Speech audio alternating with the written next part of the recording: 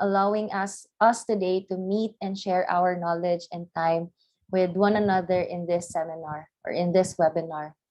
Lord Jesus, may you extend your divine wisdom to our speaker so that they would be able to impart effectively their God-given knowledge to all of us. And may they be blessed as they continue to bring their expertise to people, especially for the students who need them. Also, God, bless the participants so that they would be able to glean the vital information from this activity. And may you bestow your blessings after this webinar so that we may go out and spread what we learned in the spirit of your love and generosity. May we realize that this activity should glorify your name. This we ask in Jesus' name we pray. Amen.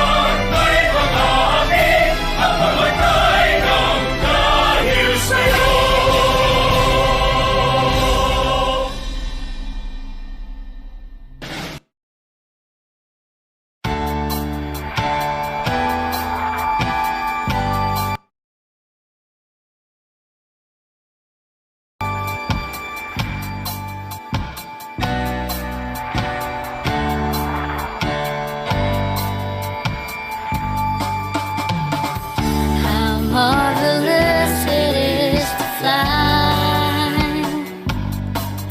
to look at vivid clouds and radiant sunshine, or at night the glimmering lights below, to soar past cities big and small, to soar past cities big and small.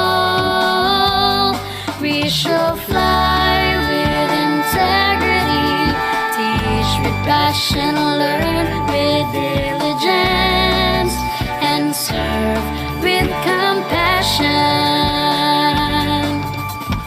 I sought the place that builds character, humility, honesty, and more to find.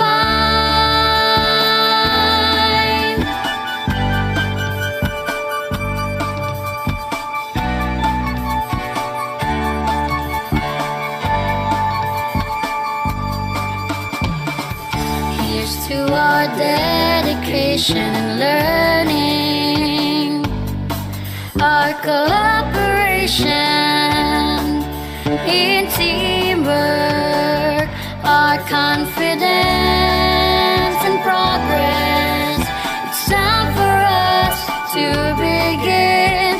We will walk towards brighter future, but with hands high we shall with integrity, teach with passion, learn with diligence, and serve with compassion.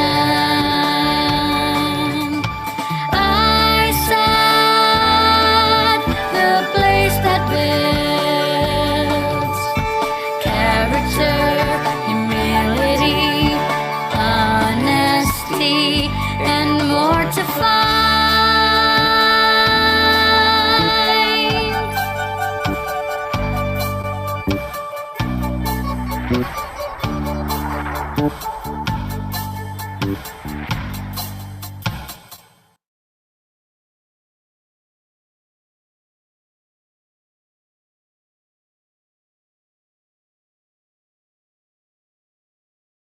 And so once again, good afternoon, everyone. I hope I am loud and clear.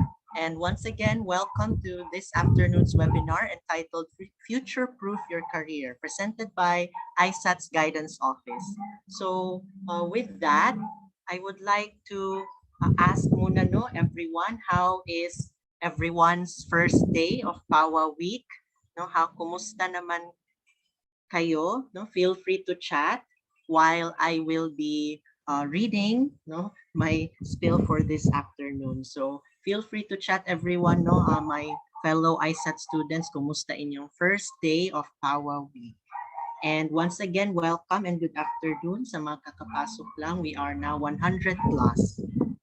All right. So this afternoon, it's about future proofing. So when you say future proofing, this is actually continuing to be useful or successful in the future. So as future workers in not just in the aviation industry, but also in the allied or any other industry. So we are here to future proof that career even if the situation changes. So with that, may I ask, wala bang mag-chat dyan kung kumusta ang kanilang first day of PAWA week? We are 100 plus. So anyone, feel free to chat, do not be shy. Ayan, so feeling good si Sir Harvey. Kasi walang class, sir. Joke lang. So feeling good si Sir Harvey, and I hope everyone will participate with the rest of our activities this week.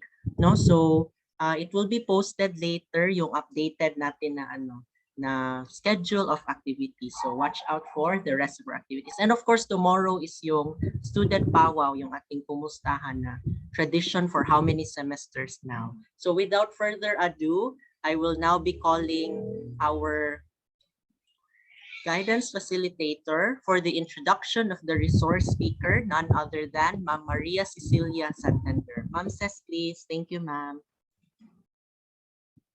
Thank you very much, John. Thank you. I hope I'm clear. Clear po ako? Yes po, ma'am.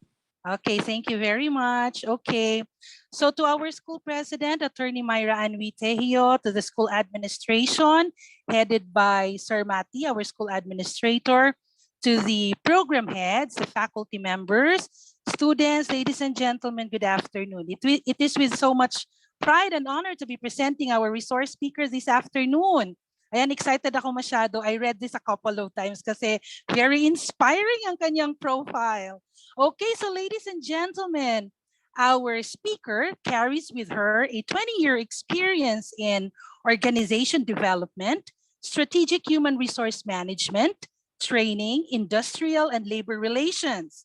She has a double degree, one in education from the University of Santo Tomas, which she earned with Latin honors, and a degree in labor relations from the University of the Philippines. It is also in the University of the Philippines School of Labor and Industrial Relations, or UP Soler, that she completed her master's in industrial relations. Her career started in training and development. She led Amway Philippines training team and established Amway Development Center in the early years of her career. She had also headed the training department of Royal Homes Marketing Corporation, the marketing arm of Santa Lucia Realty and Development Corporation. Then she was rehired by Amway Philippines to lead the company's training and special events. And this post gave her the opportunity to travel the Philippines and Southeast Asia region extensively. She joined Power Mac Center in 2011 as manager for organizational development, whose primary role is to develop and execute organizational strategies. After a year, she was promoted to head HR, administration, and organization development. And today, she is currently the director for human resource, organization development, and legal. Now, with over 1,000 talents, the company has been awarded in 2019 as one of the best or one of the Philippines' best employer brand. She is a former teaching leader of Bible Study Fellowship International, Ortigas Women, Philippines for 5 years. She prides herself of 8 nieces and nephews, whom she co-parents with her siblings. She is no longer in social media, but her profile always includes, "Thank you, Jesus, for turning my journey into a song and my life into a verse." Ladies and gentlemen, please help me welcome with a very warm round of virtual applause, Ms. Lea Cervantes. Clap naman kayo dyan. Ayan. Miss Lei. Thank you, Miss Cecil. Good afternoon, everyone. I know, thank you for welcoming us, ASAT. No? Thank you to our school president, Attorney Myra. Thank you again, Miss Cecil, for that kind and generous introduction. We feel young, I and Grace, no? With me is our community manager from Power Max Center, Grace Lizardo. And thank you once again for accommodating to have it in Zoom. That's why we also welcome ASAT to Power Max Center. So, yon. Na-miss ko to sing Lupang Hinirang, no? So, thank you for this opportunity. Okay? I would like to thank, we have our Student Council President, si Lawrence. No? Thank you for welcoming us, Lawrence. Okay. Allow me to share my screen with you.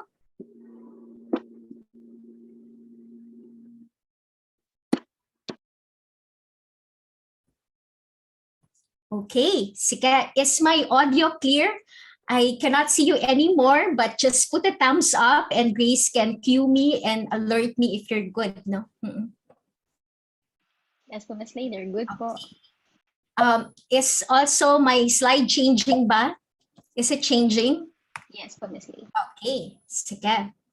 Again, good afternoon and thank you for this privilege. No, the pleasure and the privilege are mine. No, it has always been my advocacy to be able to prepare graduates, no, to transition them to the workplace. No, and so again, thank you for the invitation. Okay, wala naman tayong ground rules, but I remember as a student, I look forward for breaks. No, medyo heavy yung expectation or yung the requirement I should say of guidance council office, no, for this particular talk. So they have given me yung 1 year naming tinitrain sa mga tao namin, no, we're going to do that to you for 2 hours, no, but don't worry, we're going to have breaks, no, for this talk. Another thing is that we're going to have a very interactive activity because we know that if it's going to be 2 hours of downloading to you, you should be able to have, have time to reflect on, the principles and the things that I will be sharing. Okay. And third of my, not naman ground rules, no, but this is more of like my hope and my wish for our time together. No, you are seeing numbers, no, 35% and 91%. Okay, when you attend a formal training or a classroom training such as this one, basically you're going to have takeaways, no, and that is knowledge. Okay. Head knowledge will accumulate, but it's only 35% of the learning. But, here's the promise.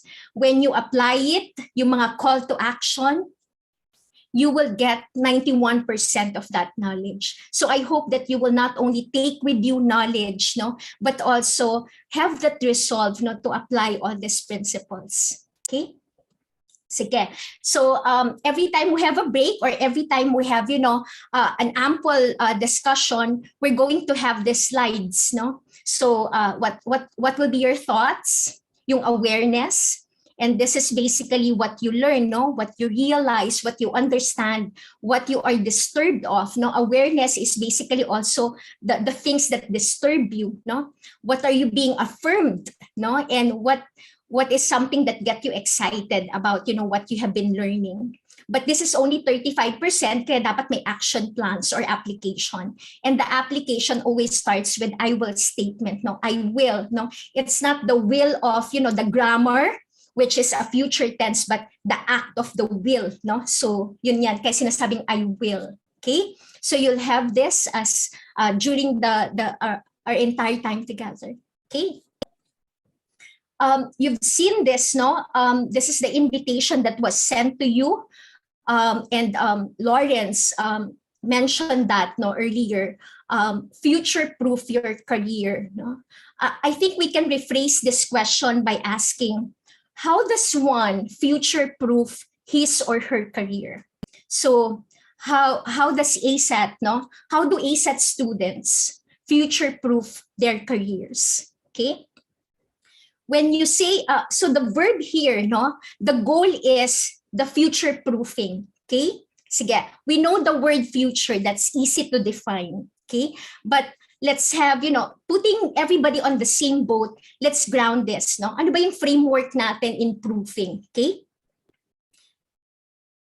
To proof means, when I was doing the presentation, I asked myself, saan ba ginagamit yung word the proof, no? Oftentimes, no? Okay. So often, proofing is basically used to proofread. Like, for example, to proof a document or a communication article, we do a lot of these things in Power Mac Center. When you proofread something, it means you are to check and you are to correct. Okay. The second is proofing is usually used in, when you proof a ceiling, okay? Or when you proof a roof, no? It means you are to treat in order to make it resistant, okay? So that's another common use of proofing, okay? And this is something that I learned. Hindi ako nagbe-bake, but during the pandemic, we're still in the pandemic, but a lot of people, a lot of friends, they went into baking, no? And one way to be able to make a dough rise, they call it proof, no? So when you proof a dough, you allow it to produce air sockets so that it will rise to its full capacity. Okay, so proofing, it means to write something, to make it right. Proofing also means to resist. And proofing also means to rise.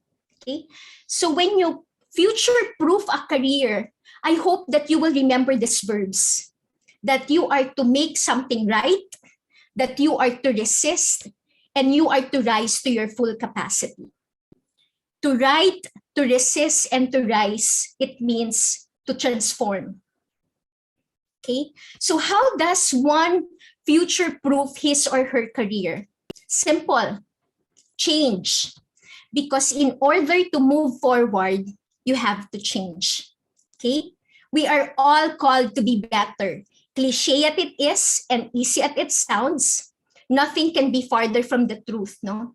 Madali lang sabihin, I am called to be better, or yun naman gusto natin, we wanna be better, no? But it's always easier said than done, no? Meron tayong tinatawag, no? When the rubber meets the road. Kaya nga sinasabi natin, it's always the application, no? Because alam natin that we are, called or meant to be better. But when the going gets tough, or when we're there in the situation, no, nakakalimutan natin yan. Okay? How to future-proof your career? Always remember that a career is a calling to be better. Okay, you will have future jobs, no? When you get yourself into a company after school, that particular career is a calling to be better. You are called to be better, and part of that is a career that calls you to be better. Okay, so now that I lay down our framework, no, to future-proof means to write, no? Ano ba yung dapat nating itama, no? Okay. The first thing that dapat nating itama is our paradigms or our perspectives. No? To become better, it starts with creating the proper mindset. No? It is our personal paradigms. No? If I may define what is a paradigm, no? Paradigm is a pattern, an example, or a model. No? And it is basically controlling. It is a controlling perception or a mindset. It is also used to describe an idea or a set of ideas that provide the basis for a framework of beliefs or behaviors. No? It's a mouthful, pero ang ibig sabihin lang yan, ito yung mga hugot natin. Okay?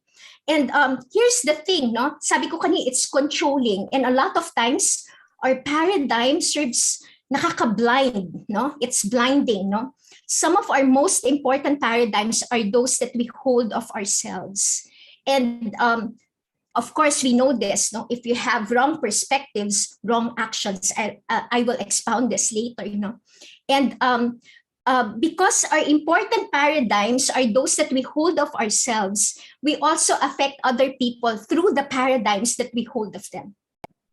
Okay? So for example, kung ang tingin ko sa isang empleyado ay tamad na empleyado, I will deal with that person. I will engage with that person as a person who thinks of him as tamad. Okay? So the mind always wants to be right. It is supposed to be what I see, diba? Yun yung dapat tama, no? But yung tayo, yung pinapaniwalaan natin, that is what we see because the mind always wants to be right. Kaya nga laging sinasabi, the first battlefield happens in the mind. Okay? So to expound that, no, bakit important to make sure that we have the right perspectives, no? I'll be sharing a lot, no, and all of this, no, unless we get right perspective, we won't be able to apply them. Why? Okay, because as a human being, as a person, we are mind, heart, and will. Okay, a person is a person because that person has a mind, has a heart, and has the will, no? Yung mind is the one that is thinking. Ito yung depository of all our thoughts, no? Our ideas, no? And then these thoughts and ideas become emotions, no? And we always associate the heart for the emotions. And what we feel, no? Diba? We learn that from the Bible, from the abundance of the heart, no? The mouth speaks, okay? And then we behave like that. So thoughts, feelings become actions. And when you repeat those actions, they become habits. Okay? So what I think influences the way I feel. And the way I feel influences the way I act. Pero saan siya galing? Perspective. Okay? Now, let me give you perspectives, no? That we need to make sure that we are aligned, no? Okay. I'm a Gen Xer, okay? I'm probably 2 generations apart from you, no? Okay. Nung pumasok ako sa trabaho, it is basically economic, okay? Hindi ka naghahanap ng mabuting boss. Hindi ka naghahanap ng sana may mga engagement, activities sila or may bonuses. Basta ang gusto mo lang, may trabaho ako because economic, no? It will pay the bill. And then, the millennial enters the workforce. When the millennials enter the workforce, they want service. Kaya nag-evolve yung hindi ka na lang employees, you are to be treated as customers. Okay? So no longer about money, but more about, service. Kaya nauso yung mga engagement, efforts like nagpapa-Christmas party, meron kayong mga outing, may mga ganyan, no? Everything is provided. Okay? But now there is an unprecedented demands in the workplace with the coming of the Gen Z. Kami ngayon, may mga Gen Z na kami, no? They are 19, 20, 21 years old, no? There is an unprecedented demands in the workplace, no? No longer about economic security, no longer about service. It is no longer what I do, but I want to become. With identity, employees would like to have transparency, they want to have trust, they want to have authenticity, psychological safety, belongingness, connection, self-discovery, and self-fulfillment. Okay? When pandemic happened, the more we realize that work and life has to be integrated. That there are 2 pillars in life, no? That is, work and non-work. And kaya sinasabi ko, a career is a calling to be better. It is because we spend so much time in the office with the work, no? It is because the work for us has become, a second family. It is more than a team, and it also a sense of identity. The work that I do, it's a calling to be better. Okay? With all these unprecedented demands, kailangan maintindihan din ng mga empleyado that, and you are incoming employees to the organization, that hindi pa din nawawala that profitability is, the goal of any business. Okay. Natutuwa ako because during New Hires Orientation, by the way, I will not miss, participating in New Hires Orientation. And then I asked the new hires, why do you think businesses exist? Why do you think companies exist? Okay. And then there's this one during the time millennial, there's this one millennial, and he answered, para matulungan po kaming mga manggagawang Pilipino. Yes, that is the goal of companies, but only after, the company is profitable. So we have all these unprecedented demands, and also we have, the company who can only provide good to employees if they are profitable. Okay, Abraham Lincoln says this, it's a long quotation, but I will always emphasize this to the people, to our employees. We cannot help you, the wage earners, when we pull down the wage payer. We need to collaborate. We need to cooperate. That's why, okay, you need this. Okay, I have to show you this is our financial. Okay, so that is one perspective that you need to make right, and that is, pag pumunta ko sa opisina, pag nagtrabaho ako, merong goal yung company, and I also have all these demands. Okay, so it's always, making sure that I am understanding of what my company, what are the goals of my company, and how can I marry that with my own goals. Okay.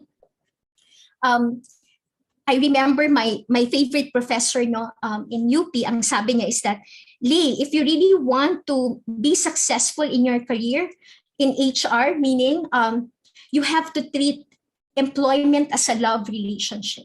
Okay, that's why I always, tell our new hires, you are getting yourself into a love relationship. And when you get yourself into a love relationship, you do not expect it's going to end after 1 year. I'm out of this relationship after 1 year. You're always looking forward to something that is long and mutually beneficial. Okay, and happy, and memorable. Okay. So having said that, the expectations, the goals of the company, and the goals of employees. Okay, sino ba naman ang nakita ko nga, napansin ko, we all want, when we're part of a school, we want that school to be prosperous, to be successful. When you get yourself into a company, that's extension, you also want your company, para kang alumni ng company na yon, because once an employee, you will always be remembered as an employee of that company. I hope that you can remember this, because this is also something that we need to make right as a perspective. We always wanted to make, our company better. We always want to make our company successful. Okay, successful company is because of successful teams or better teams. But as you can see, if we want to transform our company, we need to transform our teams. The core of the transformation is the self. Okay, we have this, this is something that we tell our people. Better me equals better teams. Better teams equals better Power Max Center or better company, and better company means better normal.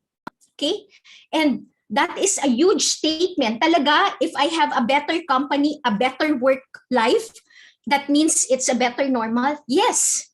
Can you just imagine you're going to spend 9 hours to 10 hours? Pag di mo type ang boss mo, that will never be a good normal for you. Okay? Pag hindi mo gusto yung katabi mo at katrabaho mo, it will not be a better normal for you. But you cannot expect your team to be better. You will all be part of a team. When you get yourself in a company, wala akong nakita na empleyado who will not be part of a team in a company. Okay? So you cannot expect your company to be better if your team is not better. And your team cannot be better if you yourself is not better. Okay?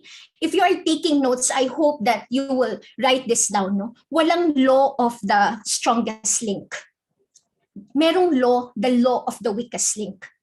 So what does that mean? Even though no, lahat ng teams, I have, more than 20 teams in PowerMax Center, no? Kahit 19 doon are better teams, pag meron kang isang team, it will pull everybody down and make it an average. Babaguhin niya yung number ng average. Kaya ang law is not the law of the strongest link, but the weakest link. So I hope that you will always remember that, the transformation has to begin with me. That I cannot expect my team to be better if I myself will not be better. So in order for you to future-proof your career, you have to be a better person. You have to be a better individual. Okay?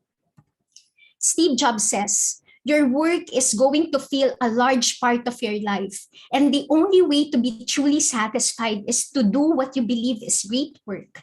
And the only way to do great work is to love what you do. And you know what? Loving what you do is basically loving all the people around that work.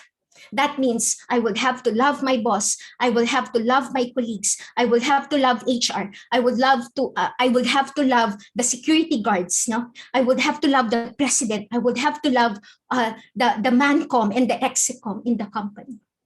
Okay. Because to do great work is to love what you do, and not just to love the career, but to love the people around that career. Okay? So what is the first? Future proofing is always make sure that you have the right perspective. Okay? Because right perspective will lead to right application. Okay? Another thing that I mentioned is that to future proof your career means you have to resist a lot of things. A lot of things about you that is basically, struggling every day, no? Okay. I remember this story, no? Meron daw isang apo, sinabi niya sa lolo niya, Lolo, I feel inside me that there are two dogs always fighting, the good dog and the bad dog. And then the apo asked the lolo, sinong mananalo, the good dog or the bad dog? And then the lolo asked, Apo, whoever you feed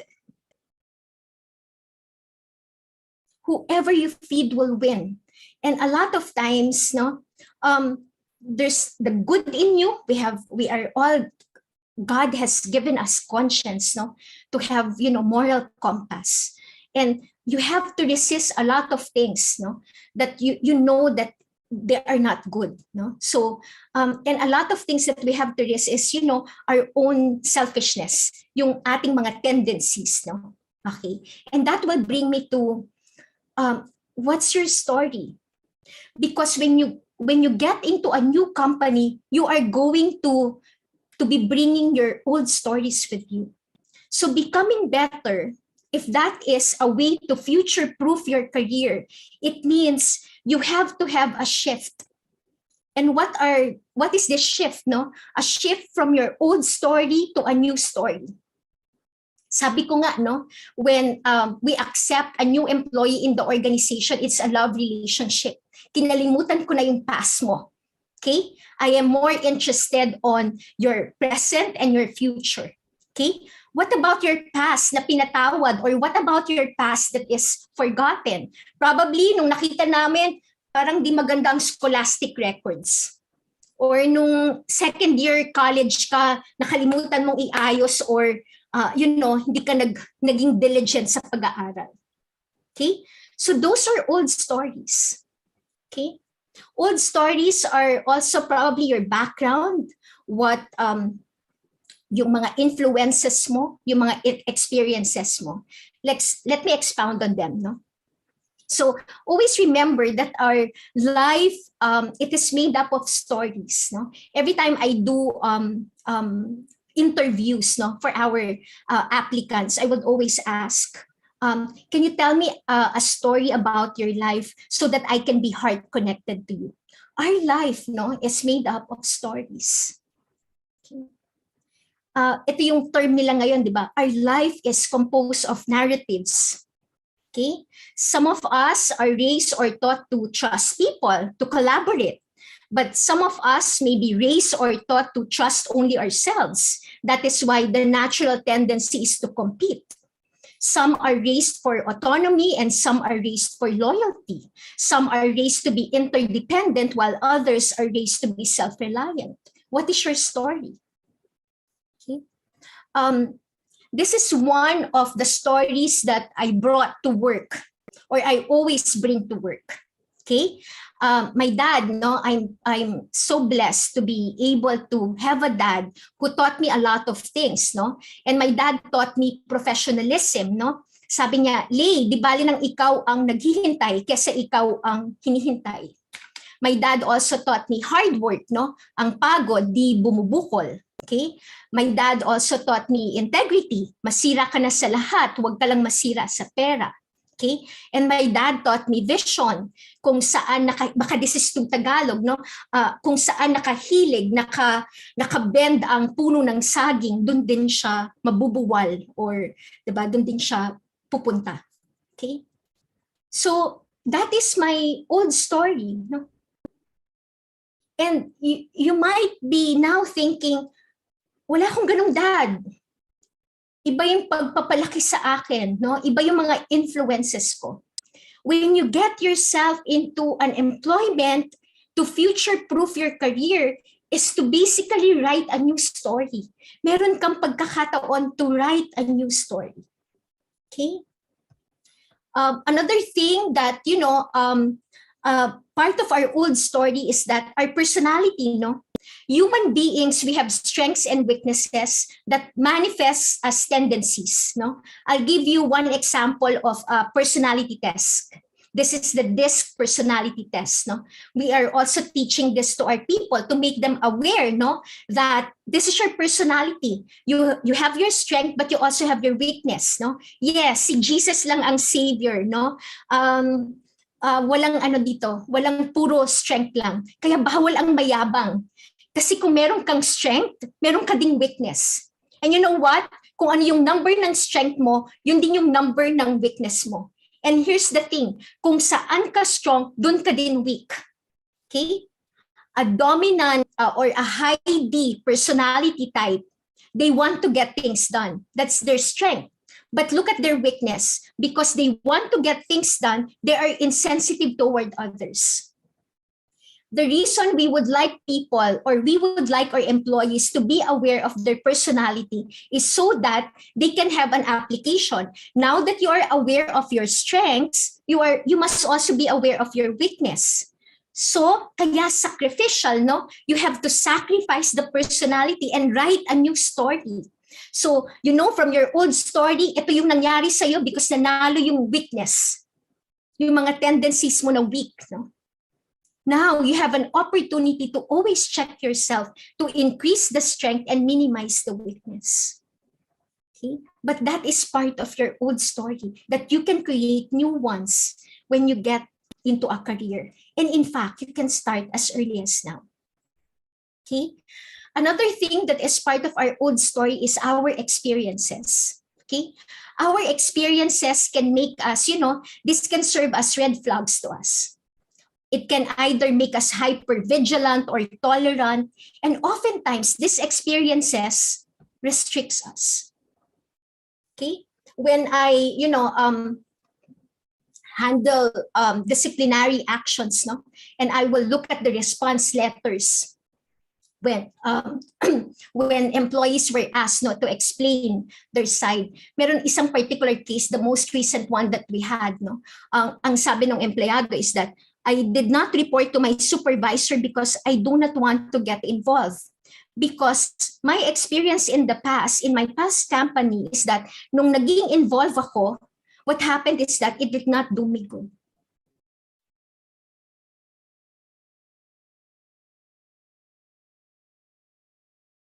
So it's an opportunity for us to create new stories. Okay? So exciting time not to be starting a career, because a career is a calling to be better. And to be better, we have to have a shift from our old story to new story. we have to be aware of confirmation biases, no? Ito yung sinasabi ko, the mind will always wanna be right. Sige, case in point, no? 2015, I had an operation. My gallbladder was already removed, no? But prior to that, asymptomatic, I did not feel anything, no? So nakita lang siya because of an ultrasound during an executive checkup. Nakita nung dun sa ultrasound that there is, a stone, no, in my gall, no? And I went to the internist, and the internist asked me, do you feel anything? And I said, none, no? Sabi ko, can we operate on it? Sabi niya, wala pang symptoms. Let's wait for symptoms. So I asked, no, Doc, what are the symptoms? Sabi niya, of course, I will not tell you. Because when I tell you, even though that's how the mind is so powerful. Because when I tell you, kahit hindi mo nararamdaman, you will feel it. Okay? These are what we call confirmation biases. The mind will always want to be right. Kaya whatever you deposit there, nagiging self-fulfilling. Okay? That's why we need to create new stories. No? Beware of yung background, yung influences, yung personality, the experiences, they comprise our story. And old stories shape our new stories. When you get to the door of your new company, I tell you, hindi mo iniiwanan yung old stories mo. You bring it to you. So, ang kailangan is to be aware. See what in your old stories are worth editing because we have the power to create new stories. Okay. Look at this framework, no? The organization would like to transform. Ang tawag namin doon, no, that's my work in OD, no, organizational transformation through strategies, no. However, we know that for the organization to transform, there has to be leadership development within the team. Okay, that is why I think a big chunk of our budget in training and development, it goes to our leaders, no, because that's important, yung leadership development. But you can only achieve that because there is personal mastery, no, among your individual team members. So let me again, emphasize this. With personal mastery, you can achieve leadership development, and with leadership development, the company can achieve transformation. That's the travel. Okay. So what is personal mastery? No, there are a lot of things that I have read about personal mastery, but this is really something that stuck with me. No, people with high level of personal mastery live in a continual learning mode. They never arrive. Okay, sometimes language, such as the term personal mastery, it creates a misleading sense of definiteness, of black and white. But you know what, students, ASAT students, no, future graduates. Personal mastery is not something that you possess. It is a process. That is why when we talk about our entire time together, it's all about the process, the habits that we're going to form. It is a lifelong discipline. Okay. People with high level of personal mastery are acutely aware of their growth areas. No. And they are deeply self-confident. No. Paradoxical only for those who do not see the journey as their reward. Okay, that is personal mastery. Okay. So now, your thoughts, no? Your awareness, no? What have you learned, no? For this first part, no? And what will be your action plan, no? What will be your I will statement? Okay. It is also a time for me to, an opportunity for me to have a break, no? So ano lang to, just a 1-minute break for us, no? Just so that we can gather our thoughts and initially, no, write some action plans. Okay? Sige.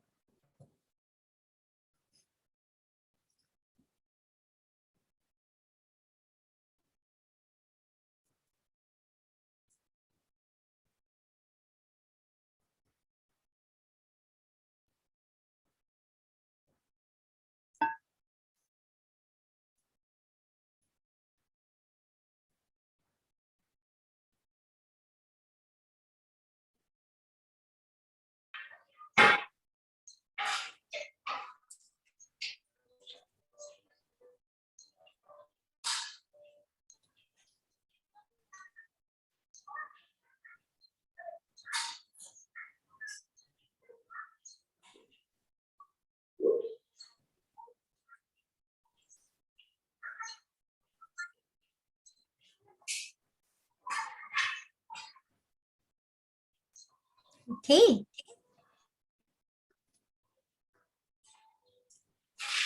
So now, I think if there's one realization for me, every time I do a training or, a webinar, a seminar such as this one, it's also, like me talking to myself also, no? So I'm also a student like you. I'm also a listener, no?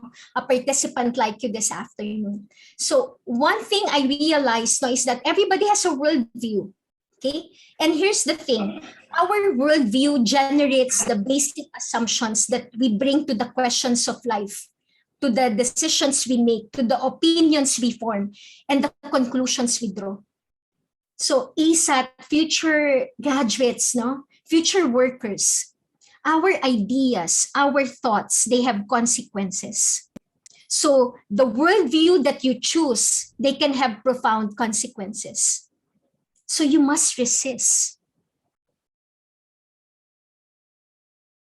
Okay? You must resist not to be deceived by lies. Okay? But have the right perspective. Yung moral compass, no? Okay. Again, no? Having understood the travel of from the mind to the heart to the mouth to the hands and to the feet, every time we train our people, this is part of our framework, no? What do you think, no? What do you feel, no? Because what you think and what you feel will basically what you will say, and then we do it. So that's the travel. Okay, how do we apply this, no? And you can basically have this template. Merong isang new team in the organization, no? And I experienced it also myself. Hindi nag-good morning yung mga tao. Okay? So, bakit hindi nag-good morning? Usually, sinasabi lang natin, hindi nag-good morning, say. Hindi nag-good morning, do. Parang say or do lang. But when you ask people, so every time there is, unexpected words or expected actions, I will always dig deeper. Like, bakit, when you ask them, you will get the answer. No? Bakit pala hindi nag-good morning? And then, they will tell you, Ma'am, gusto ko naman pong mag-good morning, kaso lang pong nakakahiya, kasi po baka feeling nila pabibo. So now, you know how the old stories, they are affecting, your action and doing. Pero ang sarap sana when people are saying good morning, because all of us, we develop the culture. We create the culture. But what we think and what we feel affect what we say and what we do. So we have to resist all this, experiences. And another thing, we have to resist what kind of worldview do we have. Okay? Pag tinanong natin na everybody has a worldview, no? You're basically asking the question, what dictionary do I use in order to find meaning to my experiences, to my questions in life, to my questions at work? Okay? Saan ka pumupuntang dictionary in order to find meaning? Okay? Sabi natin, we are called to be better and a career is a calling to be better, no? Okay, so in our company, we always have, a mix or a balance of what does the world say about this and what does the Bible say about this. No? We do not have any, requirement. Wala kaming religious, requirement to be able to get into our company. In fact, no, we have Muslims in our organizations. We have other denomination as part of the company. No, but here's one thing that we tell them at the beginning of their, even at the application period when they get to be interviewed. No, this is part of, kasi ako naniniwala, because it's a relationship, it's a love relationship. Ang pagsasabi ng tapat, pagsasama ng matagal. So we tell them, no, na, when we decide in the organization, we consult the Bible. Is that okay with you? When we decide on employee discipline or when we decide on employee initiatives or people campaigns and organizational matters, we go to the Bible equally as we also get other worldviews. But we go to the Bible and that will be the defining decision for us. Okay? The Bible is not, a business book. It is not a parenting book, but this is, an eye-opener for me. all scripture is God-breathed and is useful for teaching, for rebuking, for correcting, for training in righteousness, so that the servant of God may be thoroughly equipped for every good work. Okay? So every time, no, there is something that is happening in your life, saan ka pumupunta? This is my suggestion to make it right, no? What does the world say and what does the Bible say about this, no? Okay, so it's not religion, no? It's a worldview, no? And our worldview is that we rely on one book for our life, no? Okay, siguro, let me expound on this, no? Bakit ganon? Hindi natin masyadong pina-question pag a quote is, coming from an influential person that we know, no? Like for example, pag nagko-quote ka ng author, diba? Pero bakit ganon? Pag kino-quote mo yung mga verses sa Bible, bakit tinataasan ng kilay or parang sa tingin, wow, it's very religious? Hindi ba siya pwede that, it is my reference point, it is my reference book. Like I have all these books in your library probably that you refer to. This is just very brief, no? But we tell them also to our applicant, the Bible is not just one book written by just one author at one particular time. The Bible is a compilation, you know this, no? Of 66 books by 40 authors. And these 40 authors, they do not know each other because the Bible is written in the span of 1,600 years, no? By kings, by diplomats, by poor people. Amos is a sycamore tree dresser, the lowest job in Israel that time. Okay? Though the Bible is written 1,600 span of years, no? They have one message, one coherent message. So bakit hindi ko siya gagawin na reference point of my life? And bakit hindi kami magde-decide ng mga business decisions based on it? Okay? That's why, to answer our question, saan ba akong aspect dapat maging better? Okay? This is what the Bible says. The Bible says, Jesus grew in wisdom and in stature and in favor of God and men. Okay? So if you're going to ask me, Lee, what aspects do I need to become better?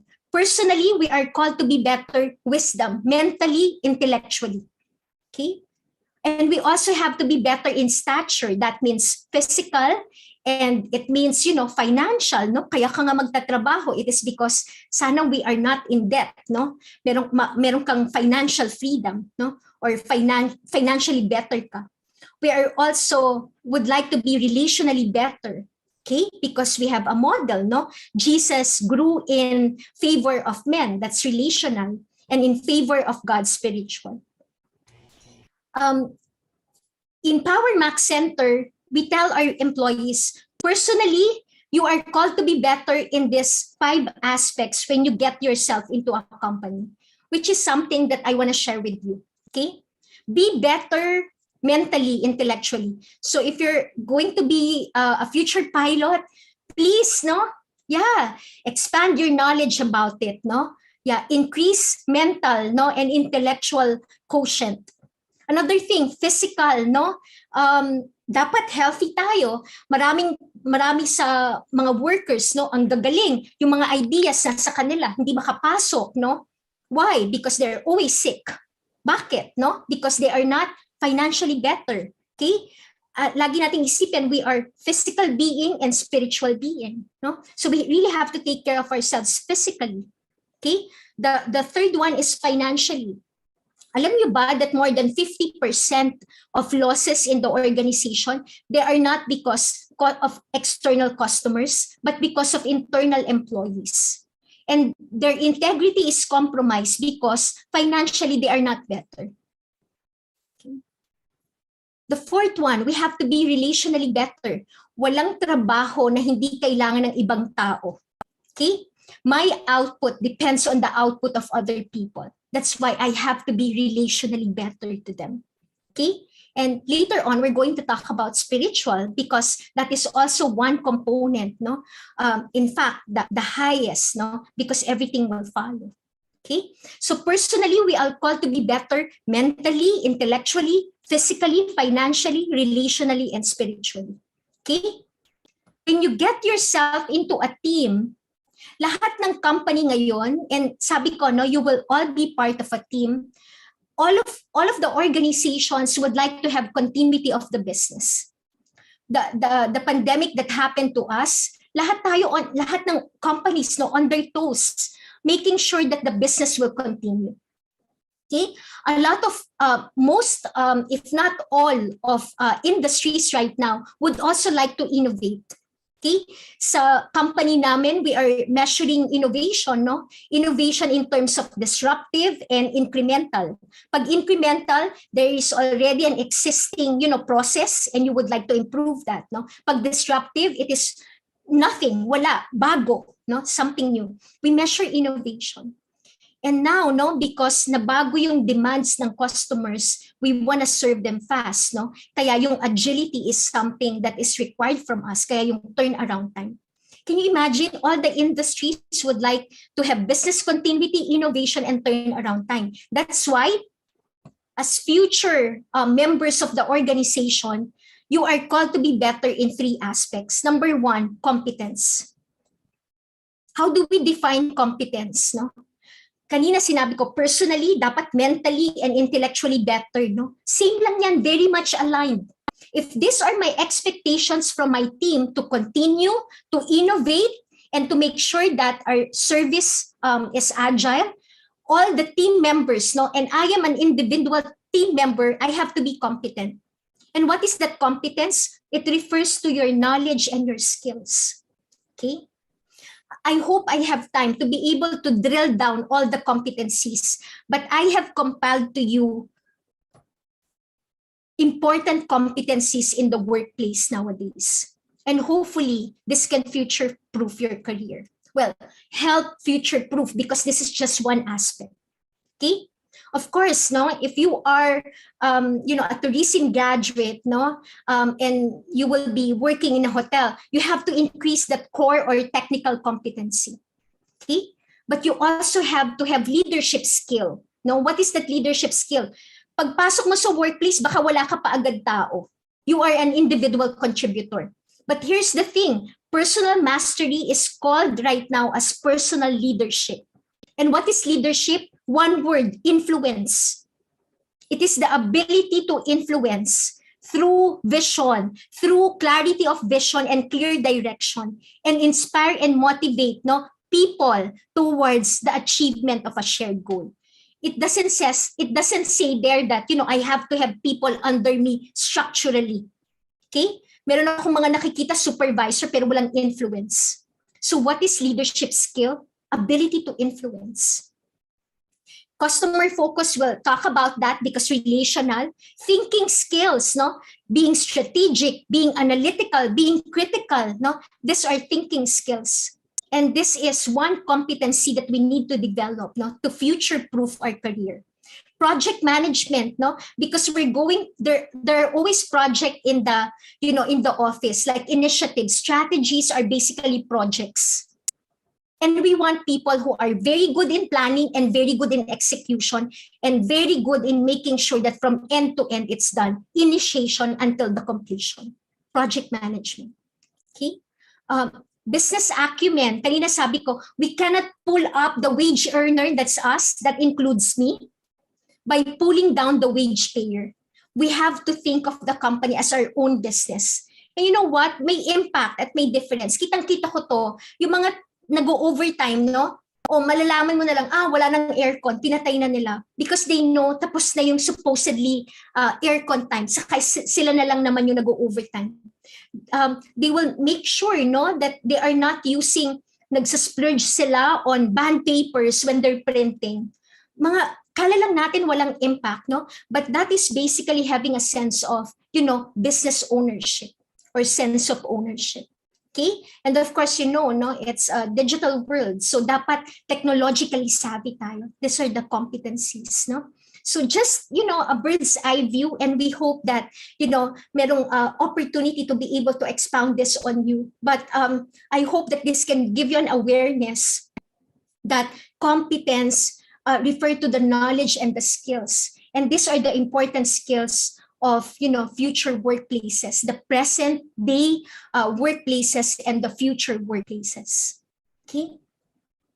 Next, sabi natin kanina, it's not only competence, but it has to have character. Natutuwa ako singing your hymn, no, your school hymn. It says there, your character, no, yung mga values ninyo. When you say character, these are the values that you uphold. Okay? Let me share this with you. No, in the book of John Maxwell, no, Becoming a Person of Influence. No, there's this joint study conducted by UCLA Graduate School of Management and Korn Ferry International of New York. No, they surveyed 1,300 senior executives. 71% of them said that integrity was the quality most needed to succeed in business. And what is integrity? That's a value. That's your character. Okay. When people say that you are humble, that is also a character because that is a value. Okay. Excellent. When a person calls you an excellent team member, it means that, you know, that's your character because you value excellence. Okay. Another thing about character, no, a study by the Center for Creative Leadership showed that error and mistakes may be overcome by a person who desires to move up the corporate rank. However, if that person compromises his character by betraying trust, this will likely be impossible. Okay? There's this quote, no? Men of genius are admired, men of wealth are envied, but men of power are feared, but only men of character are trusted. So do not just, you know, make sure that you have the competence. Make sure that you have the character, no? I remember this one speaker, no? Sabi niya, the competence will get you in the room, but character will let you stay there. Okay? But here's my suggestion. It's no longer mataas ba yung character than competence, no? But it's making sure that I have both. Character and competence. No? Jack Welch says, live the values, character, and deliver results. That's competence.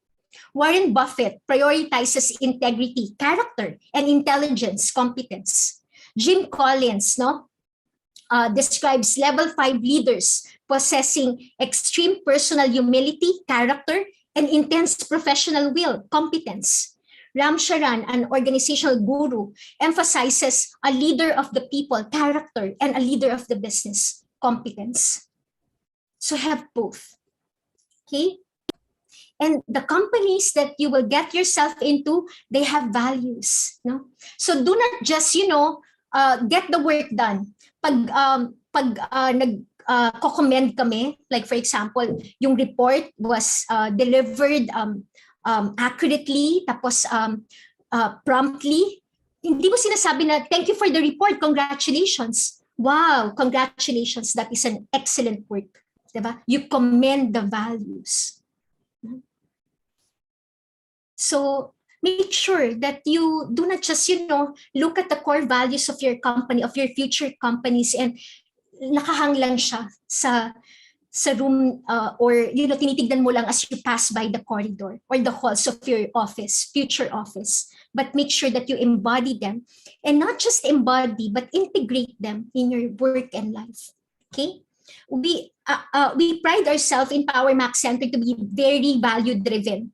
Okay, at the onset of pandemic, we come up with, you know, our values, and we communicate, and we do not just campaign this to the people, but we make sure that we speak about it, we think about it, we say it, and we do it. Okay, we demonstrate it. We call it the We Rise values. No? So make your life also value-driven. Okay, ito yung mga convictions mo. Okay, this year, you know, we have trust values. So we have our core values, but we have, you know, every year, because we have strategic planning, we have values to go with our goals. And this is what, you know, we would like our people, because the goal is to be a company that you can trust, to provide products and services that you can trust, to provide experience that you can trust, to become the very people that people or customers can trust. So we have one resolve, that our values, we want to be truthful, and that is saying I am honest. We want to be reliable, and that is saying I am dependable. What is unified? I have integrity. With standards, I am purposeful, I am intentional, and trustworthy, I am faithful, and I am loyal. Okay? So competence and character. Competence, knowledge, and skills. Character, values. Now, let's go to the third one, and that is community. Sabi natin, personally, you are called to be better relationally in favor of men and women, in favor of people.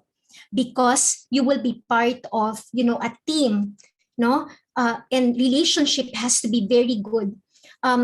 Someone shared this to me. The quality of your relationship will determine the quality of your work.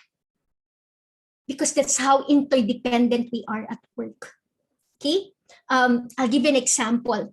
Merong isang branch supervisor asking me, "Ma'am, of course, no, we have a lot of stores in the Philippines, about 87 of them. So sometimes pag limited yung stocks given by Apple, nag-aagawan sa mga stocks, no? So we have a supply management team who manages, all this supply and demand, needs of our stores and our sites, no? So there was this branch head, telling me that, "Ma'am, ba't kaya ganon? Palagi akong walang stocks ng ganito." Like for example, wala akong stocks ng iPad or iPhone. And you know what my question to her? How are you with the planner? The planner is the person in the supply management team. How are you with the planner? Okay ba relationship mo with the planner? Like in HR, pag may naglo-loan yung mga tao sa government, pag-ibig loan or employee purchase program, of course, I audit the turnaround time na dapat, di ba, within this period, ma-release yung mga loan nila. Pero may mga alam akong team member, after 1 day, pipirmahan ko na agad, kaka-request lang. Okay? And from there, I can gauge, wow, respectful to. Wow, very good yung relationship nito.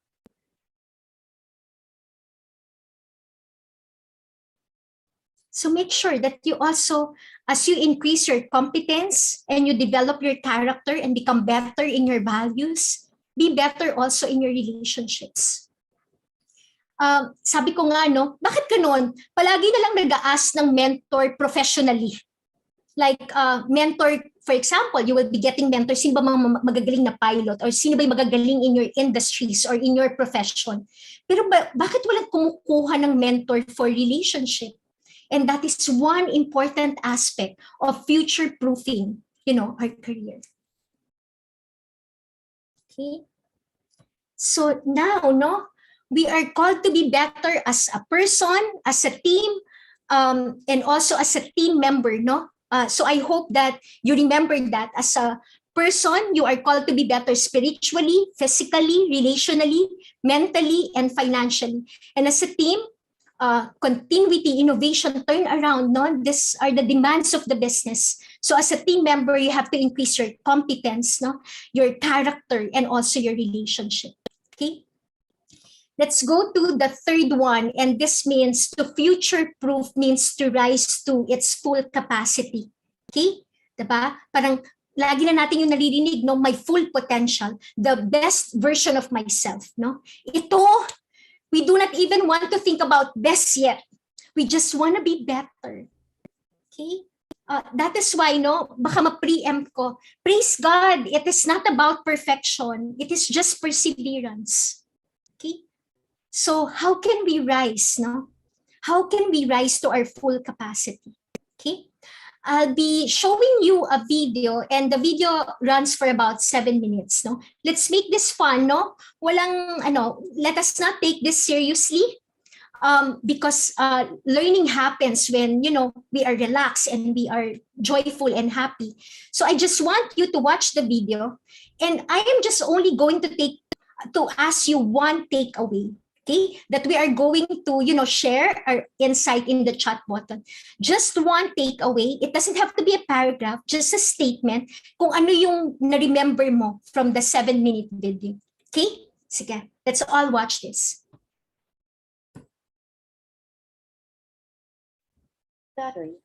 We all struggle with stopping bad habits and implementing good ones. In this video, we'll go over James Clear's highly anticipated Atomic Habits and provide you with actionable advice on how to live more effectively. What's going on, guys? Dr. Jabal, MedSchoolInsiders.com. For those of you who are new here, I have a degree in neuroscience as well as my MD. I'm obsessed with life optimization, from study habits to effective sleep and everything between. That being said, I've read a lot of books and research articles on habits and behavior change, and I can confidently say that Atomic Habits by James Clear is one of the best that I have come across. I'll be the first to say that there wasn't necessarily anything new in this book, but it did do a masterful job of synthesizing and condensing the information in a highly digestible and actionable series of steps. First, the underlying principle that this book builds from is the idea that small incremental changes can result in massive results. Too often, we convince ourselves that massive success requires massive action. However, the compounding effect doesn't just apply to investing. Small 1% improvements in your life compound to create astounding effects in your life. For example, if you improve 1% each day for a full year, you'll end up 37 times better by the end. As James says, habits are the compound interest of self-improvement. Sure, a 1% better or worse choice in the moment seems insignificant, but these countless moments add up to who you are day to day. Success is the product of daily habits, not once-in-a-lifetime transformations. This effect applies to both positive and negative compounding. Productivity compounds, meaning that automating an old task or mastering a new task allows you to handle more without thinking, allowing your brain to focus on other areas. Same with knowledge. Learning one new idea does not earn you your MD, but a commitment to lifelong learning can make you an excellent doctor. Your negative self-talk compounds as well. The more you tell yourself that you're not good enough or stupid or worthless, the more you'll interpret your life through that lens and ingrain it further and further. Next, understand that progress is not an overnight event. James Clear hits the nail on the head when he describes breakthrough moments as the result of many previous actions. You don't simply work out for 1 month and see a huge body transformation. Habits often appear to make no difference until you cross a critical threshold and unlock a new level of performance. He describes this valley of disappointment in the early and middle stages, where you are expecting to make linear progress. However, those most powerful outcomes are delayed. To make a meaningful difference, habits must persist past the valley of disappointment and cross the plateau of latent potential. I've said it time and time again on this channel. Your motivation or goals or inspiration will not carry you, but your systems will. Or as James Clear eloquently says, you don't rise to the level of your goals, you fall to the level of your systems. If you're having trouble changing your habits, the problem isn't you. The problem is your system. Goals are about results that you want to achieve. Systems are about the processes that lead to those results. Clear points out a few issues with goals. First, winners and losers have the same goals. We concentrate on those who end up winning and mistakenly attribute their success to their ambitious goals. This is a textbook example of survivorship bias. Second, achieving a goal is only a momentary change. When you solve problems at the results level, you only solve them temporarily. In order to have a sustained improvement, you need to solve them at a systems level. And third, goals restrict your happiness. The implicit assumption behind any goal is that once you reach that goal, then and only then will you be happy. If you're a pre-med or medical student, you understand the concept of delayed gratification in becoming a doctor. That is exactly what is going on here. Goals create a dichotomy. Either you achieve your goal and you are successful, or you fail and are a disappointment. If you instead fall in love with the process rather than the product, you don't have to wait to give yourself permission to be happy. Now, Clear describes 3 layers of behavior change: outcomes, processes, and identity. Changing your outcomes would be something like losing weight or getting into medical school. This operates on the level of goals. The second layer of changing your process would be something like implementing a new routine at the gym or going through the Med School Insider's website to optimize your medical school application. This applies to changes in your habits. The third and deepest layer is changing your identity. If you believe you are a fit and athletic person, or believe you are well suited to be a doctor, your behaviors and results will follow. This applies to changes in your beliefs. Changing your beliefs changes your identity, and this is the most powerful agent of change. To illustrate this point, take two people who are trying to quit smoking. When offered a cigarette, the first person says, "No thanks, I'm trying to quit." But the second says, "No thanks, I'm not a smoker." This is a small and subtle difference, but this power of language is tremendous. The goal is not to read a book, but rather to become a reader. The goal is not to get an A in organic chemistry, but to become an excellent student. The goal is not to bike 100 miles, but become a cyclist. On the flip side, this can work against you. Be careful of saying things like, "I'm bad at math," or "I'm not a morning person." To get an A in math or consistently wake up at 5 a.m. now results in cognitive dissonance where your behaviors and beliefs contradict one another, and people hate contradicting themselves. This all sounds well and good, but how do I actually get my desired identity to stick?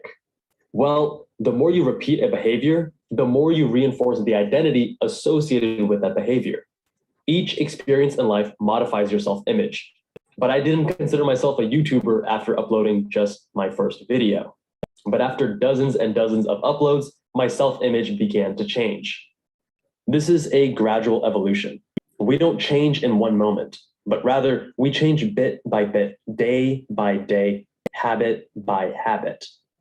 The most practical way to change who you are is to change what you do. Every time you write a page, you are a writer, and you are reinforcing this identity. But each time you engage in a bad habit, you're reinforcing that identity as well. Okay, for 2 minutes, 1 minute to gather your thoughts and just write down one biggest takeaway from the video. And I will alert you after that 1 minute is done or time's up so that we can, go to the chat button and write also our insight because we can also learn from everyone. No? So let's do that. Sige, 1 minute to gather your thoughts and 1 minute to write in the chat button. Okay. Sige.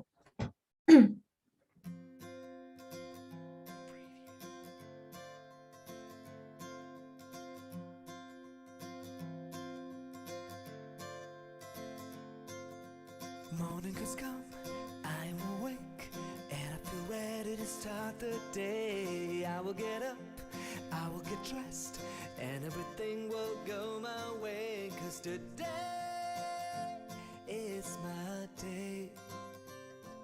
Today is my day. Working all noon and afternoon, my business will grow up very soon. It's time to get paid, and it's not late. It must be luck or it is fate. Today is my day. Today is my day. I get a call from the girl that I know. Suddenly feelings start to show. Right, so let's meet. Okay. Yeah, I don't know kung may prize si Miss Cecil or si Grace, no, to the first few ones who will start sharing their insight to the chat button.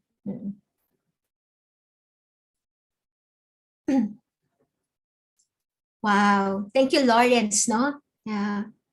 Even the smallest step can bring a meaningful change, no? Oh, it's not just, systems, but habits, no? Galing. Thank you, James, no?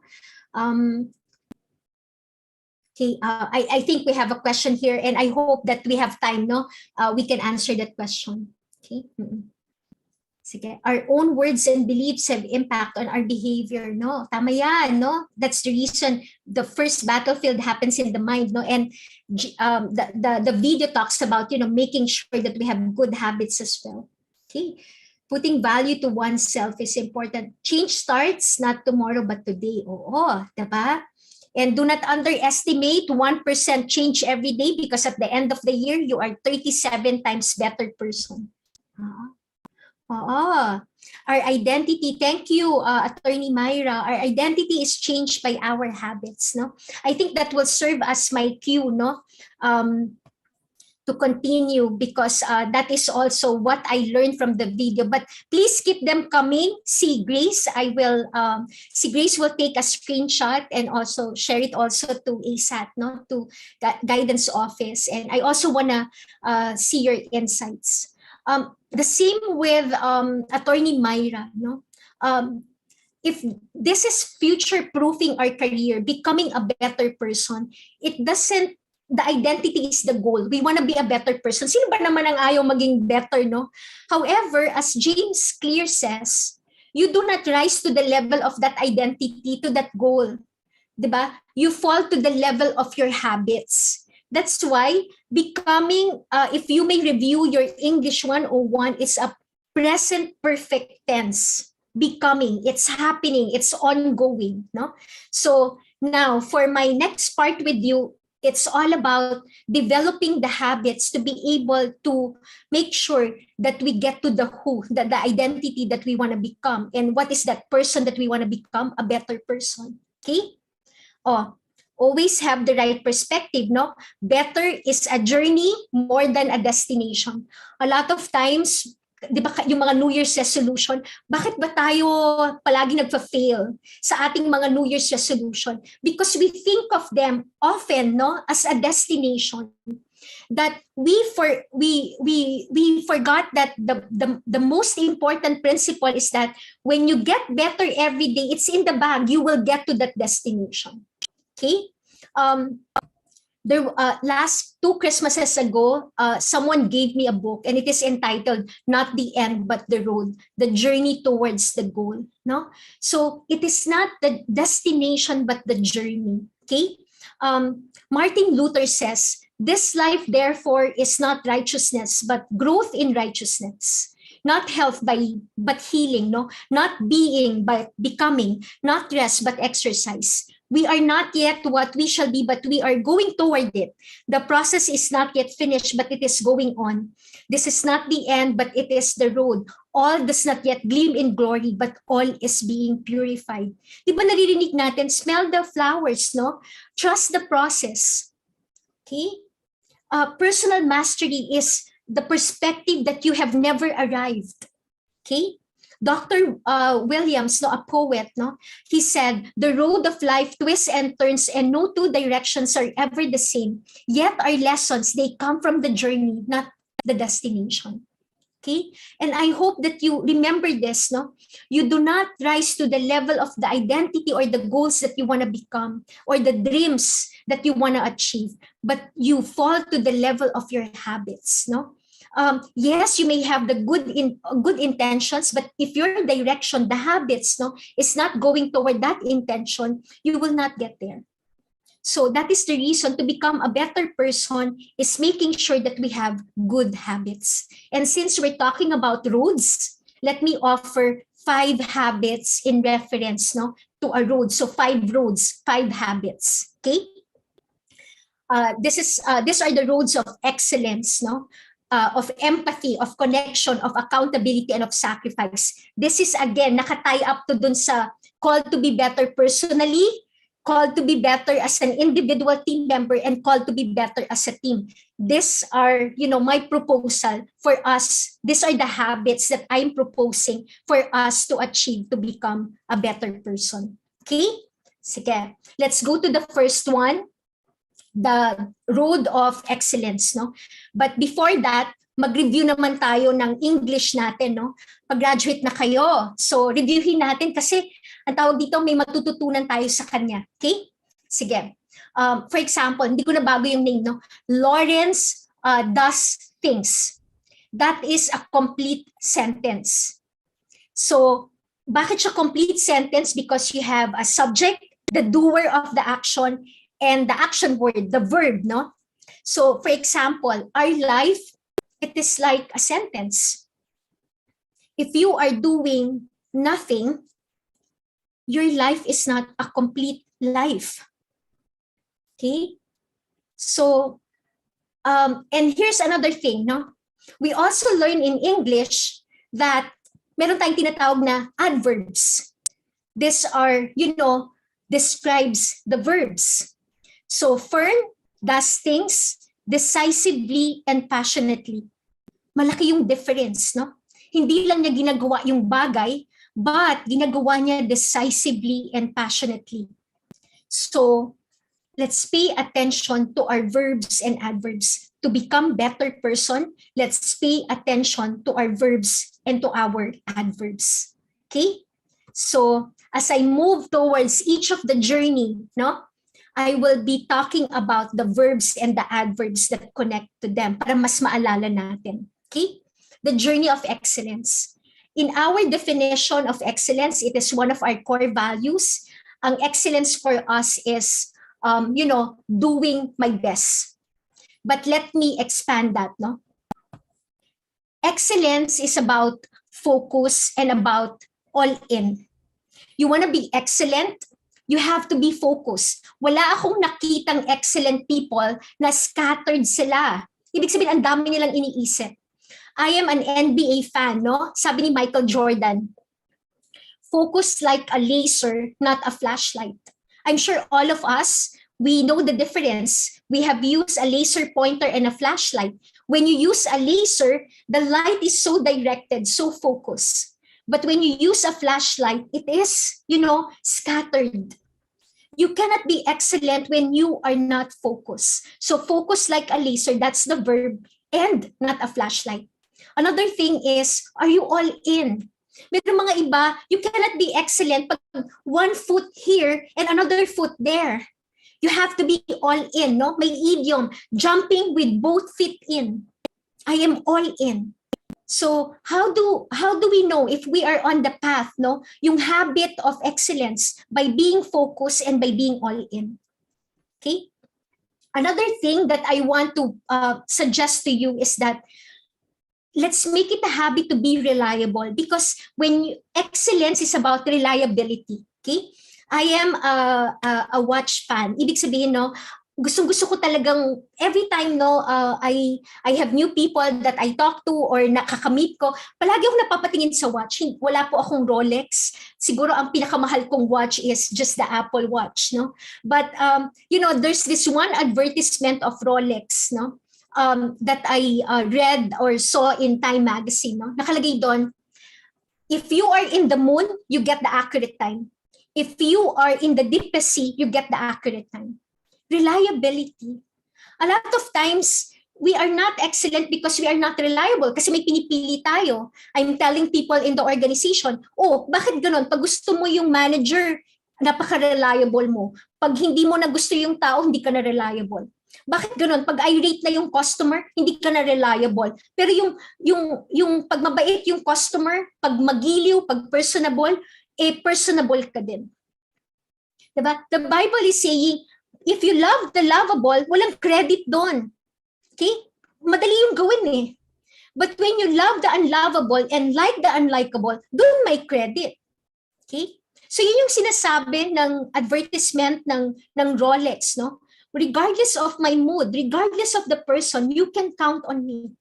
Because when you are excellent, you are reliable. Okay? And paano naman measure yung reliability at work? No? It's not just, beating the deadline, but being prompt, no? Timeliness.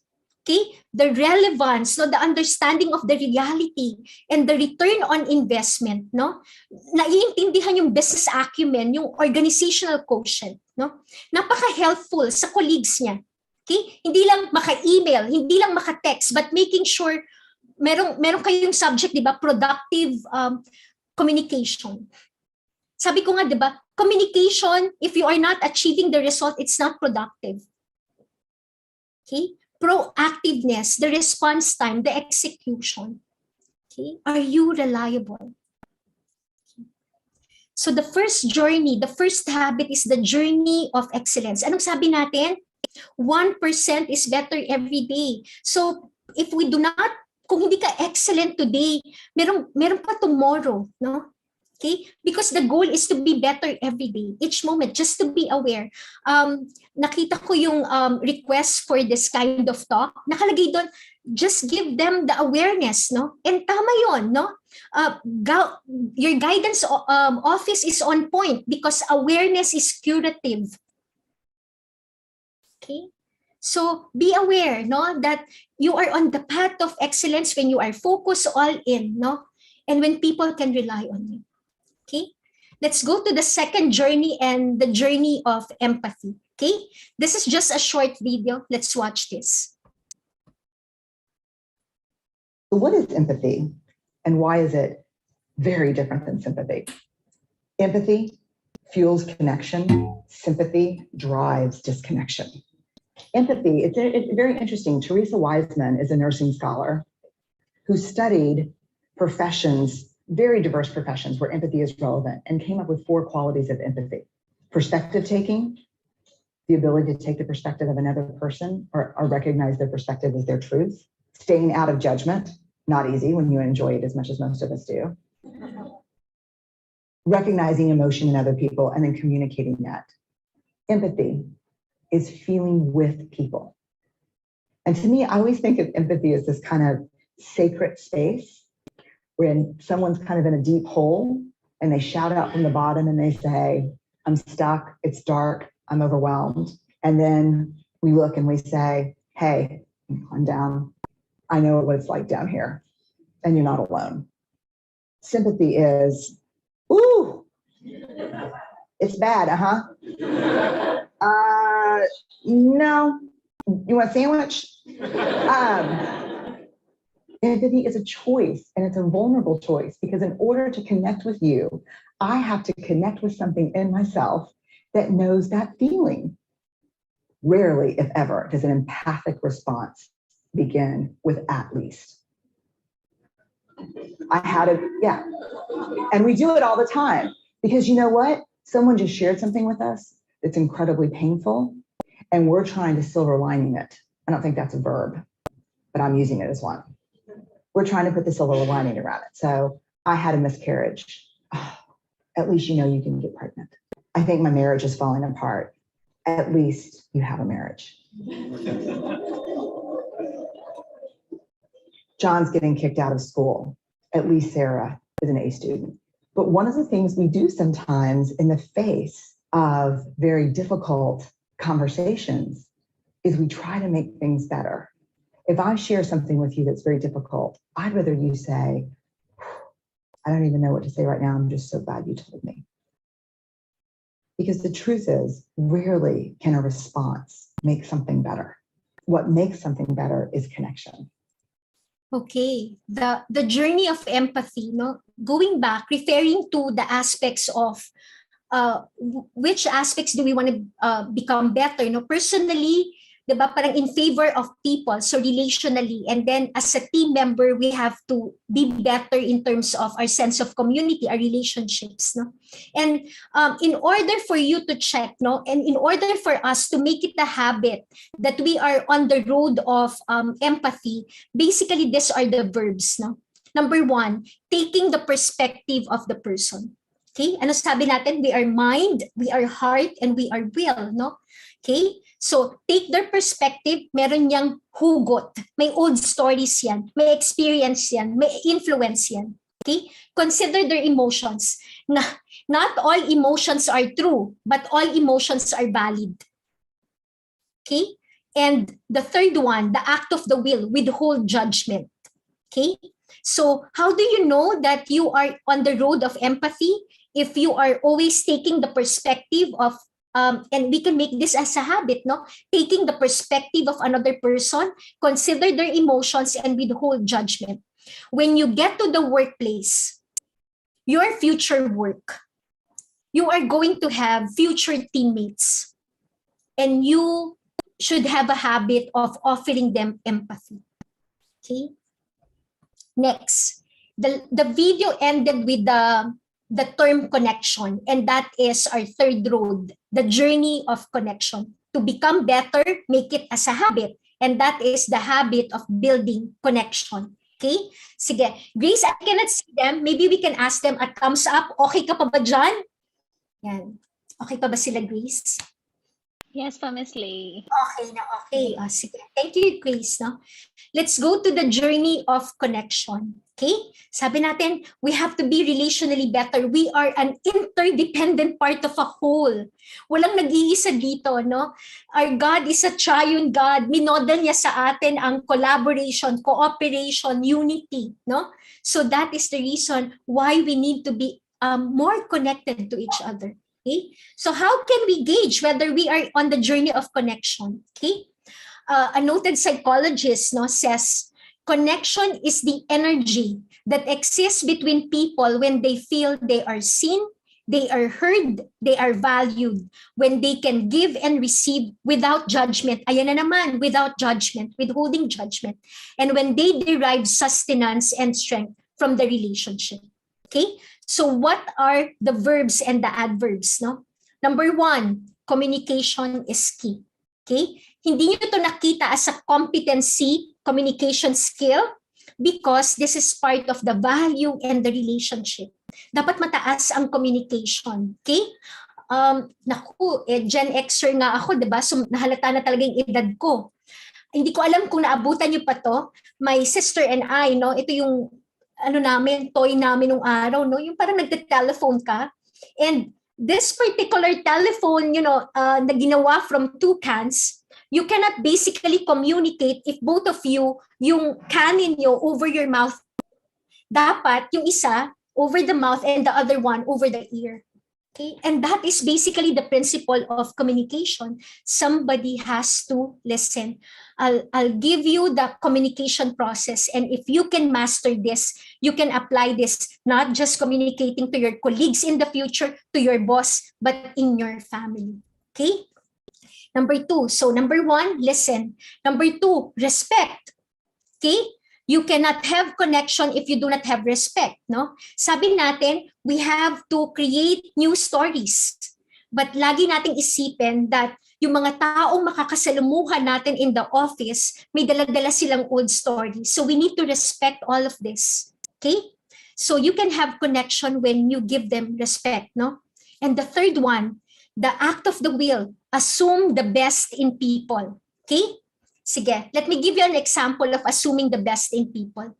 Alam nyo, being in HR, yung pressure namin to be able to make sure na yung organizational dynamics and human dynamics, no, very much aligned, no? Yan ang minamanage namin day in and day out. So when we start hybrid, ito yung mga naka-work from home, mataas yung pressure to be able to monitor them. Okay? It is because you cannot see them. Okay? So, of course, no, we want to make sure that people are hindi ma-compromise yung integrity nila. So, part ng goal ng leaders and HR is to make sure may mga safeguards sila. Okay? And one of the safeguards is to call, have audits. No? May call ka to be able to check, kamusta kaya, ano kayang ginagawa. Okay? So now, assuming the best in people. At the onset of the pandemic, no, it happened to me. So sabi ko nga sa inyo, when I do training, I'm also teaching myself, no, and reminding myself. There was this one experience that I had, no.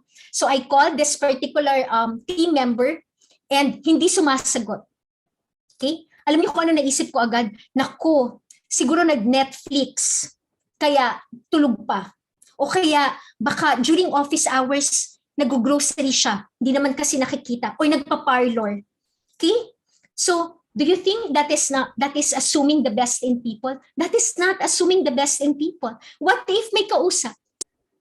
So, if you want to build connection, you have to listen, you have to respect, and you have to assume the best in people. Okay?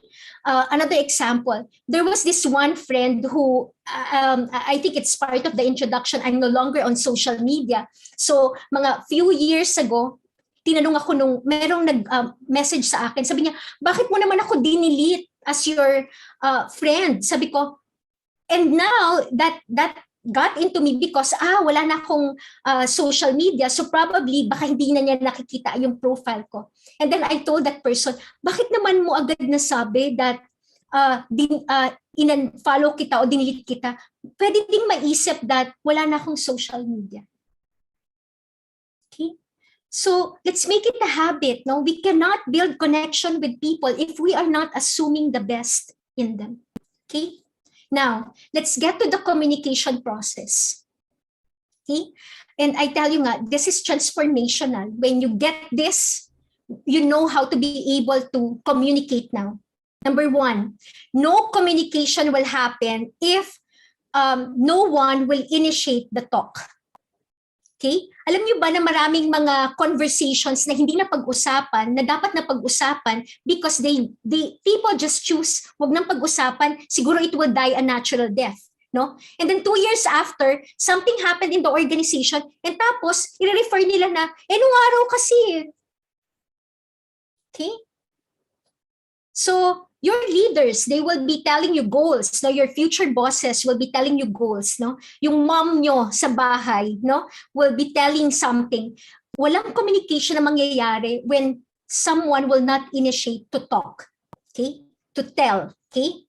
Next, wala ding communication na mangyayari if, may nagsasalita lang, pareho nagsasalita, walang nakikinig. So if you are not the one telling, you are the one supposed to be listening. Okay? So listen, may listener, okay? Now, it is not the teller who will process the communication. It's the listener. So for example, I tell something to Grace, no? Okay? Alam niyo ba na when you tell an instruction to someone, siya yung magpa-process nun, pre-process ni Grace, no? Oftentimes, hindi nakukuha yung result agad. It is because minsan may mga communication kami ni Grace gets agad. Pero may mga communication na hindi nakuha yung result that we want.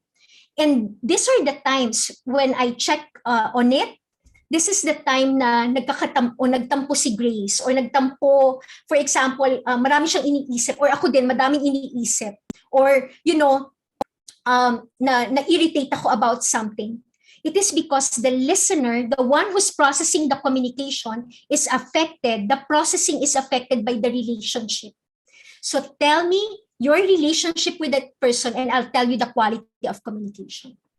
Okay? But now, here is what we're going to address this. So sample, nagbi-build ka pa lang ng relationship, no? In your future workplace, palagi ka lang mag-provide ng feedback. Okay? So provide feedback. If you're the teller, provide feedback if the result is not, achieved. If you're the listener, provide feedback also. This is how I process things. Tama ba to? Okay? That is how you build connection, by making sure that you have a solid process of communication. Okay? Another thing you need to understand about connection is that when you get yourself in your new company, in your future company, the relationship that connects us together, parang hair. And if you look at my hair, napakanipis lang. Thin strand of hair. Okay? Pag ito lang ang nagko-connect sa atin, the moment may something that is not good, hindi mo nagustuhan yung process, hindi mo nagustuhan yung decision, or nakita ko nag-absent ka, if ito lang ang nagko-connect sa atin na relationship, our relationship will easily be torn apart. Kaya the goal is from a thin strand of hair to make it into a thick rope. So that when something happens, it is not easily broken. Sabi ng Bible, a cord made of 3 strands, it is hard to break. So make sure, because of your good habits, you make the thin strand of hair relationship into a thick rope. Now the question, how can we do that? I hope that you remember the bank account principle.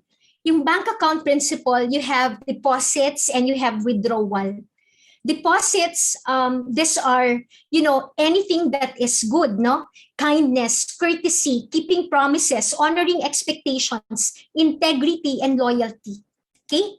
Pag withdrawals, these are the things that, nagbo-violate na unkind, disrespectful, breaking promises, violating expectations, dishonesty, and betrayal. Okay? Now, alam nyo, sa office, mapapansin nyo to, merong isang team member nagpapirma ng leave sa boss niya, approve agad. Meron namang isang team member nagpapirma ng leave sa boss niya, hindi in-approve. Kasi the latter, ang daming withdrawals. Okay? I'll give you another example. merong isang manager, no? Something happened. Meron sigurong 5 other managers in the room because something happened and I told them, about this. Talagang na one pitch higher ako.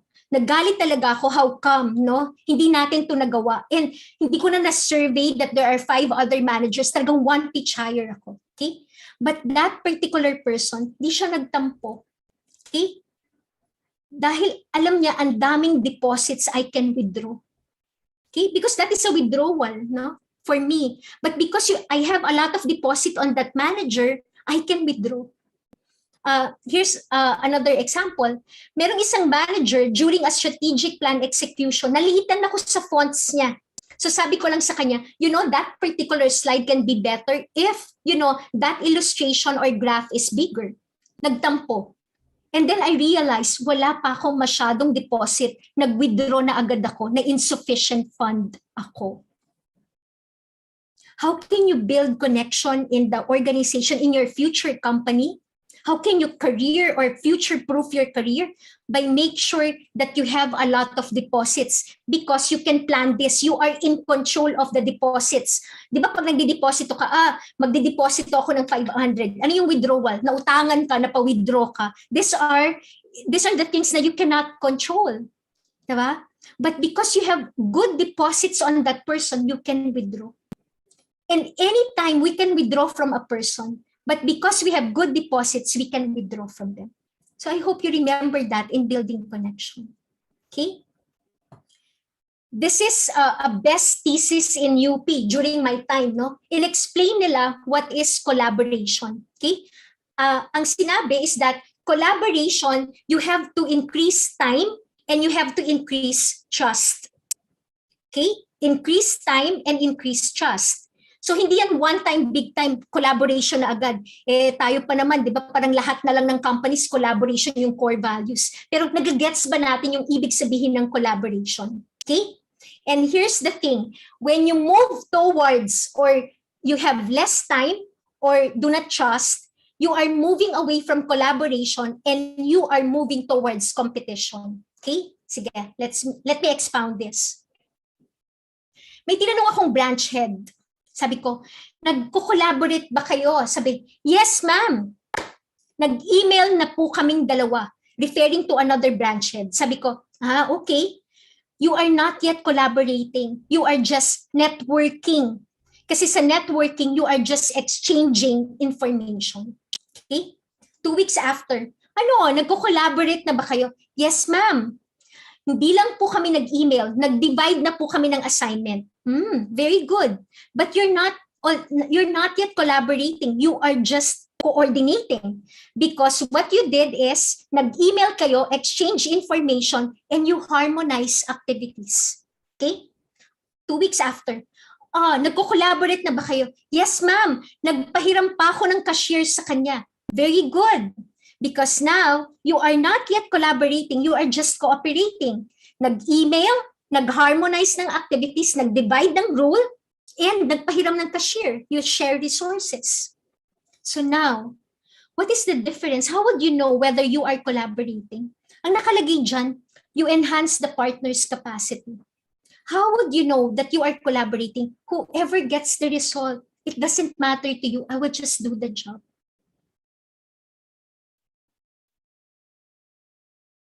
And you cannot move towards collaboration if you will not increase trust or time. Minsan may mga managers or leaders, Lee, desisyonan nyo na yan sa HR. Sabi ko, ayaw ba natin mag-spend ng time and increase on trust? Because we might be able to arrive, at a certain common ground so that we can collaborate, so that we know that we have collaborated. A lot of times, pag may deadlock, kailangan merong mag-isang mag-decide para collaboration will happen. Meron dyan nag-sacrifice. Because whoever gets the credit, I will still do the job. Okay? And you achieve connection. Okay? Sige, total naka-off naman yung video ninyo. I'm sure, pag malapit lang yung coffee and drinks, I really want to give you the time, but I think we are pressed, so I'll just continue. But can I see the thumbs up if I need to continue? Or kailangan nyo ba ng 5-minute bladder break? We're good po, Miss Lay. Many thumbs up po. Okay na? Okay, sige, they're good now. Sige. Let's now go to the fourth journey, and that is the journey of accountability. Again, no? Habits. The habit of excellence. Pay attention to your verbs and adverbs. Excellence, empathy, connection, and now we go to accountability. Accountability, it's a financial term, no? Okay. What you are seeing is a financial statement. In a financial statement, you are seeing the gains and the losses. Okay? And you cannot achieve accountability in the organization when people are not truthful. Okay? ASAT community, let me introduce you to Greylord Evang Coveta. Okay? In 2014, during the SEA Games, Greylord Evang Coveta is the flag bearer of the country, no? Windsurfer siya.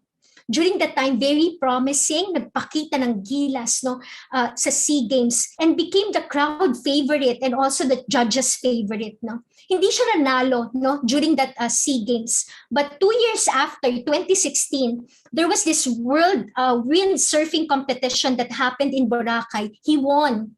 So technically, he is the world defending champion in windsurfing.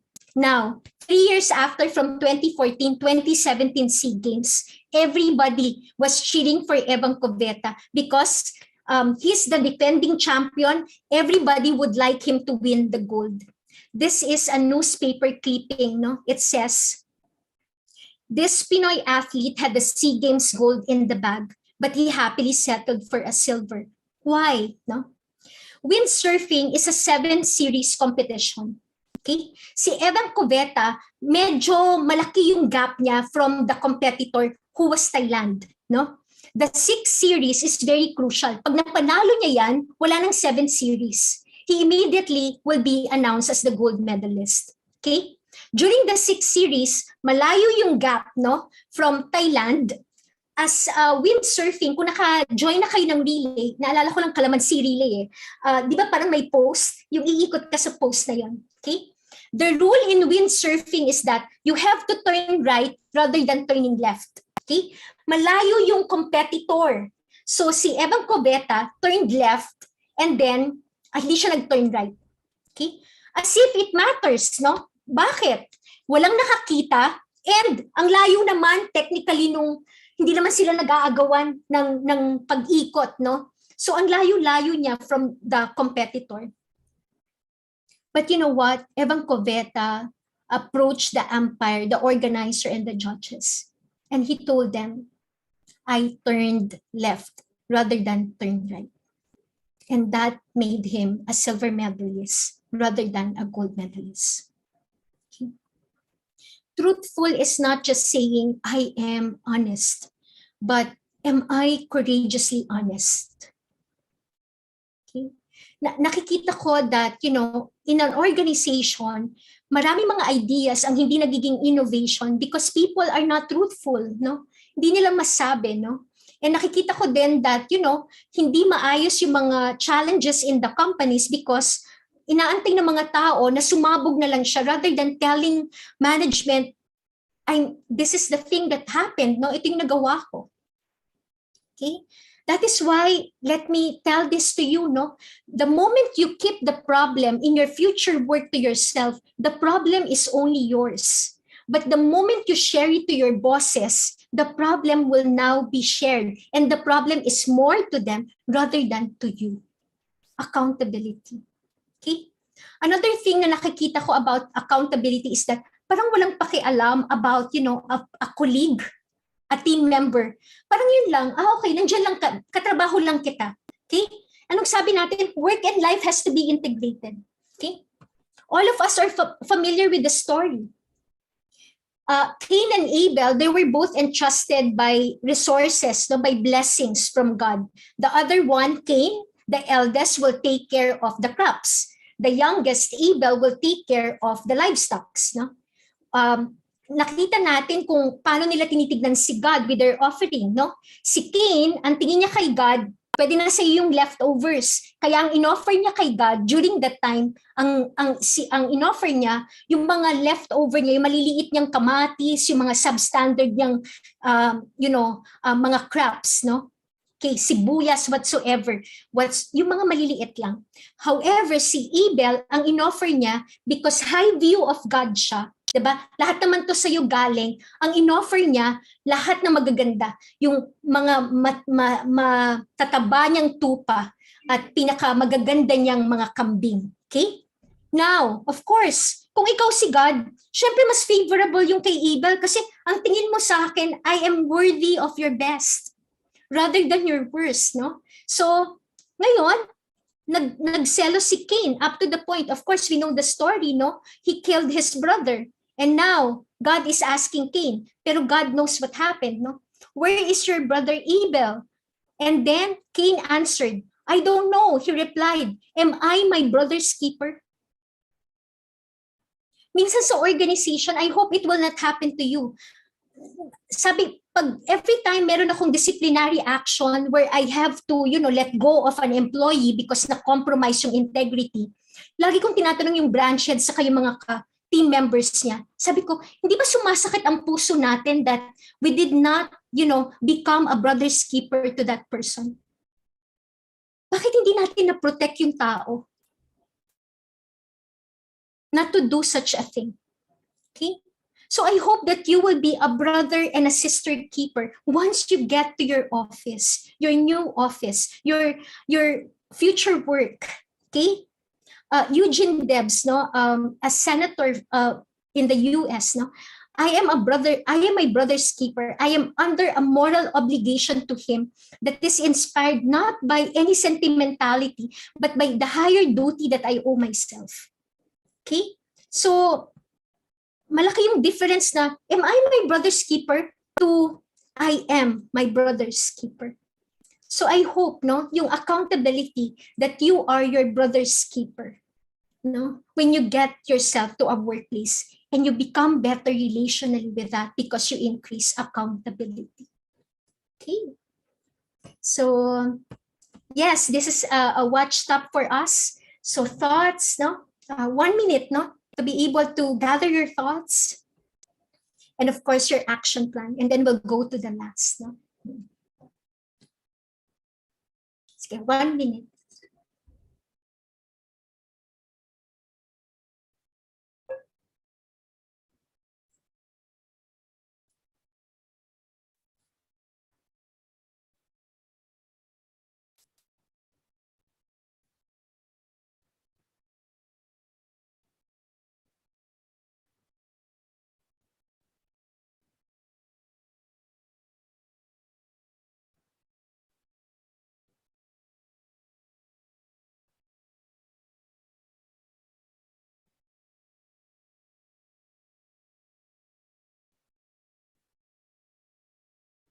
Okay. Sige, let's go to the last journey, no? The last habit, okay? In order to become a better person, and that is the journey of sacrifice. This is something that, parang, talaga, when I get to my future office or future work, I have to do a lot of sacrifices. Kanina, di ba sabi ko, one of the things that you have to be aware of is your personality. Baka yung mga weak tendencies ang nananalo rather than the good tendencies, no? I've come across this term, no? We always talk about overcoming challenges. Pero there is another word right now, no? Undercoming challenges. Undercoming means you become under that, no? Ibig sabihin you sacrifice, no? And let me talk about sacrifice, no? To commit to something is to persevere and to endure, no? To persevere and to endure necessitates the journey of sacrifice. To sacrifice means to forfeit something for something else which is considered to have a greater value. So I hope that you will have this perspective. When you are sacrificing something, it is not just for the sake of sacrificing it, but because you look forward to achieving something of greater value. Like for example, I am a dessert person. A meal is not a meal without a dessert for me. But you know, my mom has been battling diabetes for a long time now. So kung meron akong gustong ma-prevent, is sana hindi ako maging diabetic like my mom. Baka it comes in the genes, no? So I have to watch out for my dessert, no? So I'm sacrificing what I like because of something of greater value. Okay? Another thing, no? Merong isang supervisor na sabi, payat na daw yung isa niyang staff, no? And tinanong ko kung bakit, no? Nagbabike daw. Sabi ko, kailan nagbabike after office? Hindi, Miss Lee, sa madaling araw. Sacrificing 1 hour of sleep to rise early in order to bike kasi gusto niya maging physically better. Okay? Society, so always remember this, no, ASAT students, no, ASAT community. Sacrifice does not mean giving up something for nothing. It means giving up one thing for something else we believe worth more. Okay, but here is what the world is teaching us. The world tries to deny the law of sacrifice at every turn, promising people that they can fulfill their desires without having to forsake anything at all. But it is only a fantasy. There is always a price to pay. Walang free lunch.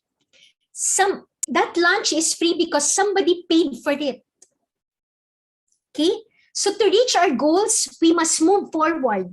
And to move forward, it necessitates leaving some things behind. Okay? The Bible talks about the narrow road, no? Pag narrow road ang pupuntahan ko, in order for me to get to that life which is abundant, no? Yung full capacity, yung rising to my full capacity, it's such a narrow road. Dapat wala ko masyadong baggage.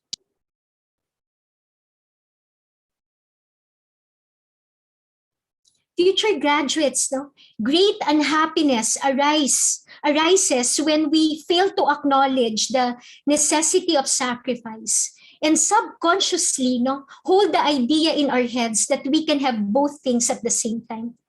If you are unhappy in your choice, it is because you chose something that you do not really believe to have higher value than that which you left behind. Yung sacrifice is supposed to get something of greater value. So here's the question. A lot of times when you get yourself to a new office or a work, no, what are you willing to do? But I always ask, what are you willing to give up? What are you willing to give up? Mag-apologize lang ako because it's already 3:10. So this will take me about 10 more minutes. I hope that is okay. So thumbs up lang nga if I can have an overtime of 10 minutes. I know our time is precious. Okay ba sila, Grace? Yes. Yes, Oh, Miss for Lee. it's okay. Sige. Now, the price, be better has a price. That's the sacrifice, since we're talking about sacrifice. Okay? So in order to be better, we have to leave comfort. Okay? Ano yung price? You have to pay, let go of comfort, no? The comfort zone is a psychological state in which one feels familiar, one feels safe, at ease, and secure. You never change your life until you step out of your comfort zone. Change begins at the end of the comfort zone. Okay? That is the reason in creating habits, you have to create micro risk. Because trust building is risk taking. Okay? We have to take risk, no? Because yung comfort zone, that is basically security for us, no? Taking risk is to build trust. Ano sabi natin? A lot can be achieved with trust, no? God is telling us, trust me, diba? Dami kayang unknown doon. To trust is to risk the unknown. To trust means to tolerate the uncertainty. Minimizing trust means minimizing the risk. Trying to reduce the risk means reducing the trust. But do not get me wrong. Risking is not supposed to be reckless because you always balance what is known and what is unknown. Okay? Like for example, merong isang supervisor, no? Sabi niya, I trust you. Pag sinabi mong I trust you to a team member, that doesn't mean puro ka lang unknown. Dapat meron ka ding known. Dapat may standards ka pa din. I-check mo naman siya every day. Kasi pag pinabayaan mo lang siya, what will happen is baka mag-compromise niya yung mga standards, even his own integrity. So you always have to balance security and adventure. Let me talk to you future graduates, no? Pero mga iba gusto maging employed or freelancer. Pag employed ka, the security is that, wow, 8 to 5 job, no? May boss ako. Pero meron akong HMO, meron akong salary after every 15th and 30th, no? Kaso lang may time in, time out ako dito. Makikisama ako lahat. Those are your known, no? However, choose mo to be employed because, teka lang, parang hindi ko yata kaya na walang HMO, wala all of these things na secure ako. Pero for some other people, they want to be freelance, no? They would like to have that adventure because kaya nilang to let go of, the security of HMO, the security of tenure. So risking is not supposed to be reckless because you are to balance between what is known and what is unknown. Okay? But always remember, red flags will keep you from risking. And sabi natin, risk, it doesn't have to be big. It has to just be small risk. Parang habits, no? 1% every day. Okay? So red flags can keep you from taking risk. Understand this. Distrust is asking, how can you be so sure? Trust would answer, you can't. Distrust would ask, what are you afraid will go wrong? Trust is asking question, what do you hope will go right? Kanina di ba na-mention ko, employment for me is a love relationship. There was this one book, no, All or Nothing Marriage, no. It says there, deep intimacy requires a trade-off between relationship enhancement and self-protection. Alam niyo ba, yung mga relationship niyo in the office, in your future office, you are always choosing between, will I be vulnerable or would I risk in order to enhance the relationship? And a lot of people, they do not want to have the trade-off. That's why they're always protecting themselves. So, hindi sila nagre-risk. And because they are not risking, hindi na i-enhance yung relationship. Okay? Like for example, may nagsabi sa akin, Ma'am, kasi dati ginawa ko po yan, nagalit po yung boss ko. Ha? Nung araw nagalit yung boss mo, baka ngayon hindi na magalit. Ayaw mo ba yung i-risk? Trust is the confident relationship with the unknown. It is the engagement, no, with the unknown. It does not promise that it won't fail or it won't hurt. It is the acceptance of the risk that it will hurt and it will fail. And the confidence that if and when it hurts or it fails, we will repair and we will heal. We will show guilt and express remorse. We will not be absorbed by our own selfishness, but we will take each other's back and take responsibility for our own wounds. Risk. No? Leo Buscaglia says, to try is to risk failure, but risk must be taken because the greatest hazard in life is to risk nothing. The person who risks nothing, does nothing, has nothing, is nothing. He or she may avoid suffering and sorrow, but he simply cannot learn, cannot feel, cannot change, cannot grow, cannot live, cannot love. So risk, no? Take micro risk. Number 2, the price of being better. The price of being better has a price, no? And that one is complacency. Okay? Let me get you to one story in the Bible, no? In Luke, it says, suppose Lawrence would like to build a tower. Won't Lawrence first sit down and estimate the cost to see if he has enough money to complete it? For if Lawrence lays the foundation and is not able to finish it, everyone who sees it will ridicule Lawrence, saying, this person began to build and wasn't able to finish. When you are complacent, you cannot finish the work, no? Execution precedes intention, okay? So when you form habits, you create micro risks and you make it consistent. I hope that you will remember this. Successful people do consistently what normal people do occasionally. And what is the goal of making it a habit? You are not already thinking about it. It's very automatic for you to be truthful. It's very automatic for you to be excellent. It's very automatic for you to be accountable, to be, with high connection.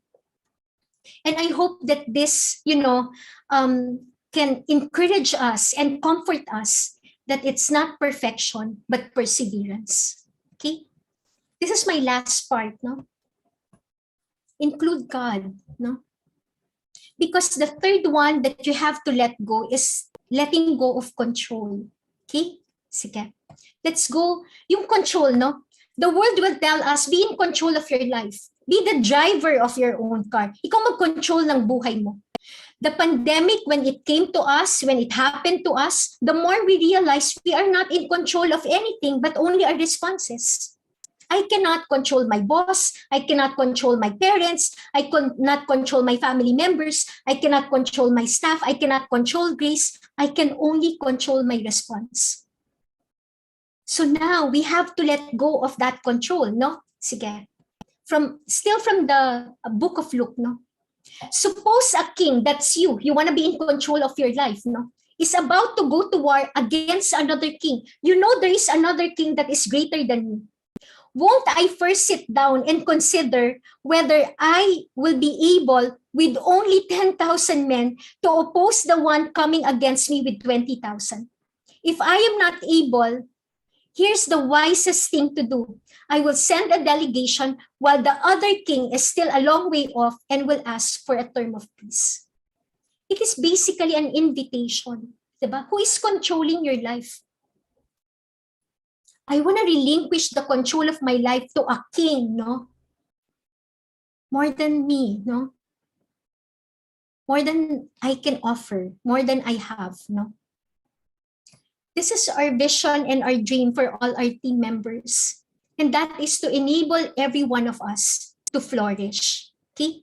When you say flourish, it is not, ang nai-imagine ko dyan is an arid soil.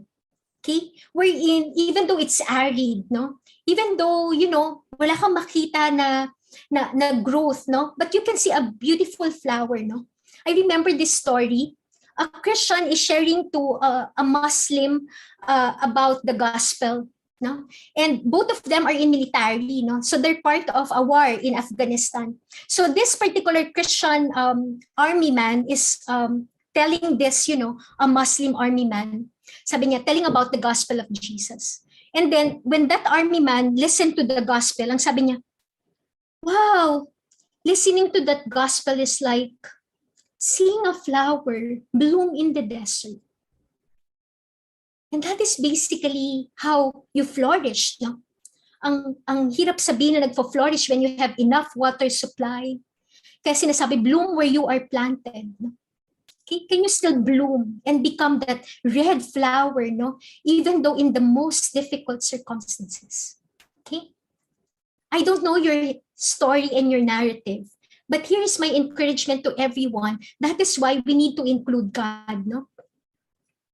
In Job, no, it says there, even when the tree dies and its root decay, at the very scent of water, it will come back to life. And you know what? That water, hindi water mismo, just the scent of water, no? Jesus claims, I am the living water. Whoever comes to me will never be thirsty. That person is like a tree planted by streams of water, which yields its fruit in season, and whose leaf does not wither. Whatever they do, prosper. Okay? Future-proofing your career is including God in the equation. He is not just, he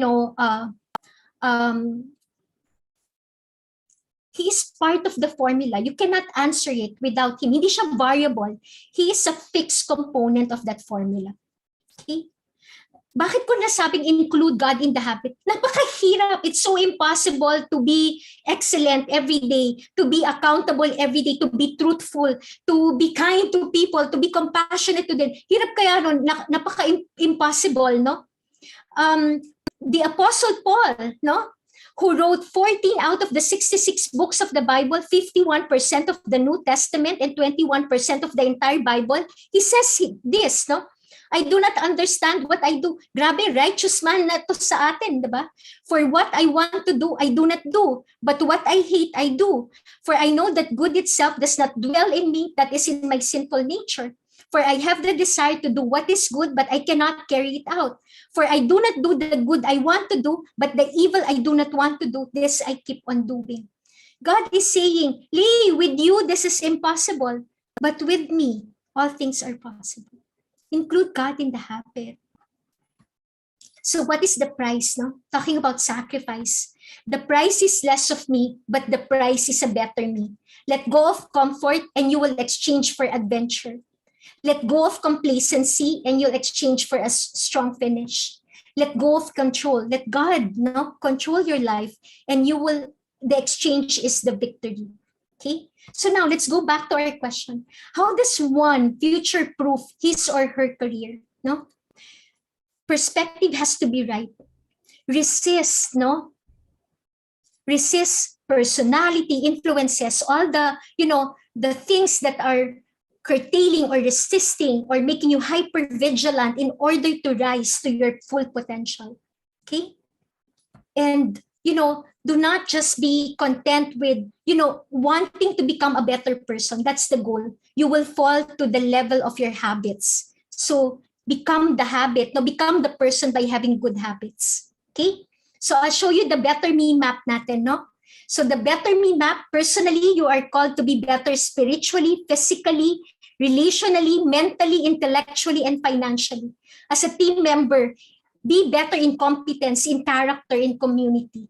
Make sure that your team will be achieving continuity, innovation, and turnaround time. What is the journey? The journey of excellence, the habit of empathy, connection, accountability, and sacrifice. What are the prices to pay? Comfort, complacency, and control, because we're looking for the price of adventure, finishing strong, and of course, the ultimate victory. ASAT, you are called to be better. Okay? Thank you. Thank you for your hearing. I hope that this has been worthwhile for you.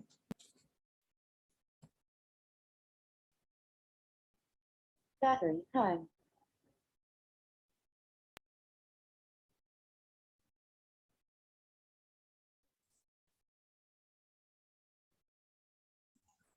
Thank you so much, Ma'am Lay, for that very, very insightful talk.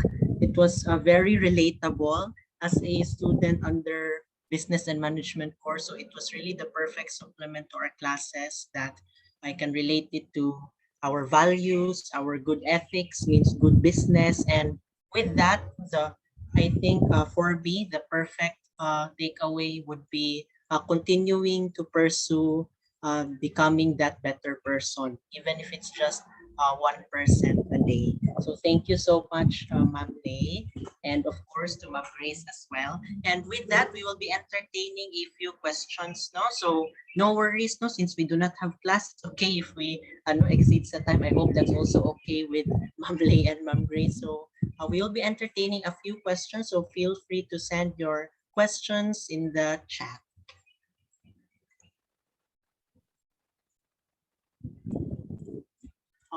While waiting po, Ma'am Grace, Ma'am Lay and Ma'am Grace, I will be asking the question asked earlier instead while waiting.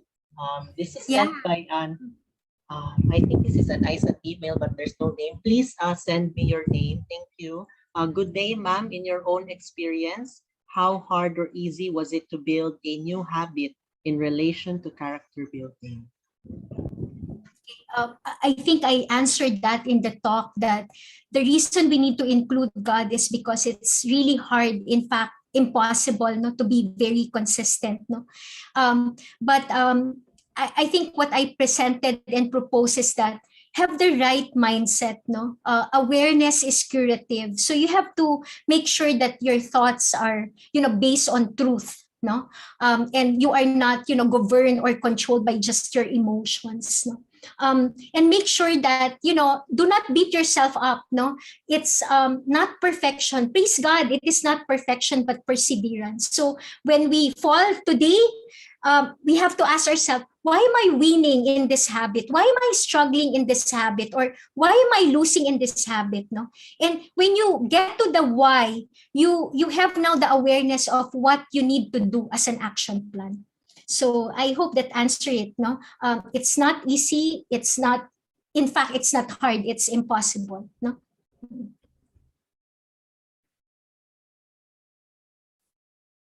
Thank you so much, Ma'am Lay. So how about the others? No, feel free. I'm sure that was a very insightful talk, and I hope everyone was able to relate to kahit hindi pa graduating. So it will be a very useful information for our future careers po. So we can entertain one or two more questions, so feel free. How about our teachers po, our administration, any questions po? Because if none, then we will proceed na po. Sayang po din yung opportunity.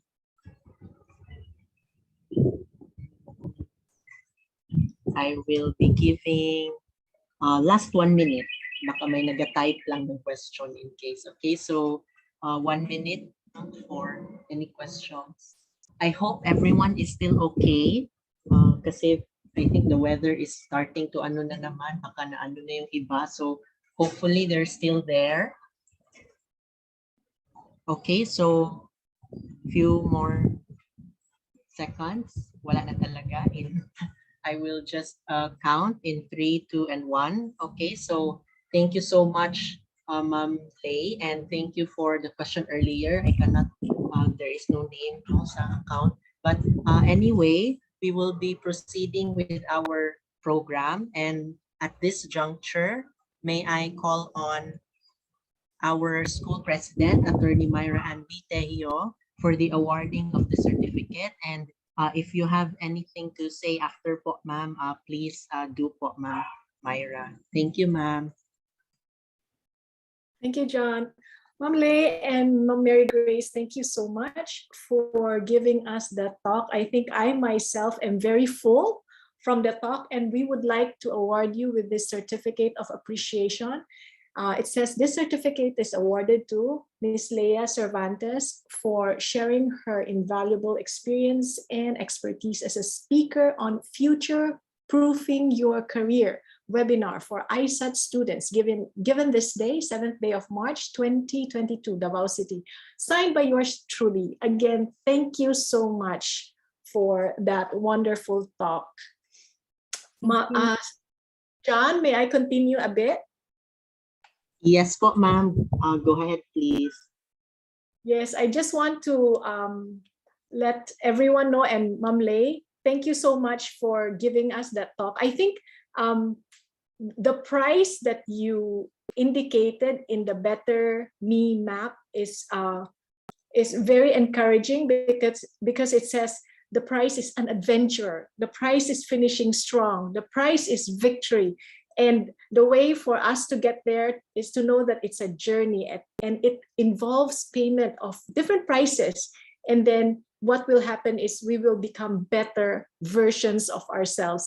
So thank you so much. I think a lot of things were said, but I think even if we just get 10% out of everything that was said today, that's already very beneficial to all of us. Once again, thank you so much for your time. I know your time is invaluable, and this is something that I have to be thankful for us having the pandemic. Otherwise, we would not be able to invite you all the way from Manila to speak to us here in Davao. So again, I praise the Lord for the pandemic just because we have this kind of opportunity. So Ma'am Lay, thank you so much again. We're ever so grateful. Thank you, Attorney. Thank you po. Thank you, Isa. Thank you so much po, Ma'am Myra. And to proceed with the concluding part of our program, please do not leave yet, as Ma'am Ses will be sharing some reminders and at the same time her thank you message. Ma'am Ses, please. Thank you. Thank you very much, John. Okay, I would like to thank Ma'am Myra, our school president, Sir Matty, our school administrator, Ma'am Aida, our academic head, for the continued support. Ms. Lay Cervantes, our speaker, we hope that you can grace us again next time if we invite ka namin ulit, Miss. Thank you very much. And also with Miss Mary Grace Lizardo. Thank you very much. Sir Dwight of the Office of the Student Affairs, program heads, faculty members, the Student Council headed by the Council President, to John, our host today, to Ma'am Kelly, para sa pinaabtik nga nga task. Thank you very much. To the rest of the administration, I thank you all again para sa support with all the activities of the guidance office. And let me take this opportunity to invite all of you for the upcoming activities. Tomorrow, March 8 at 1 p.m. ang student powwow. The details are on the poster na nasa ISAT FB, Student Council and Guidance pages. There's no more registration. On Wednesday, March 9, 1 p.m., we have a webinar entitled Election Fever with Attorney Tapales.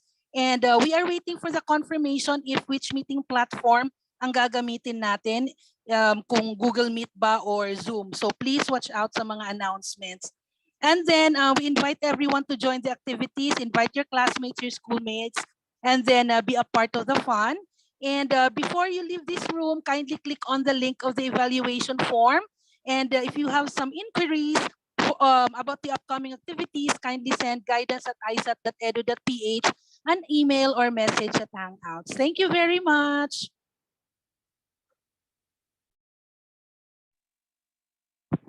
John, thank you. Thank you, everyone. Thank you so much po, Ma'am Ces. So as everyone can see, the evaluation form is now sent in the chat. And as reminders, once again, we have more activities to come this week. And feel free to message Ma'am Ces, that's guidance@isat.edu.ph. And most of all, thank you so much to Power Max Centers, Miss Lay and Miss Grace. Thank you so much, ma'ams, for being with us this afternoon. And it was a very fruitful event to start our Powwow Week. With that, thank you, everyone, and may you have a blessed day ahead and week ahead. Thank you. Stay safe. Thank you po. Thank you. Bye. Thank you po. Ingat po, Amping. Ingat po. Thank you. Thanks po. Thanks, Mary Grace. Thank you po for having us. Thank you. Bye-bye. Bye po. Miss Grace, yung recording po. Thank Yes, you. ma'am. I'll share the link, ma'am. Thank you po. Thank you. Thank you po.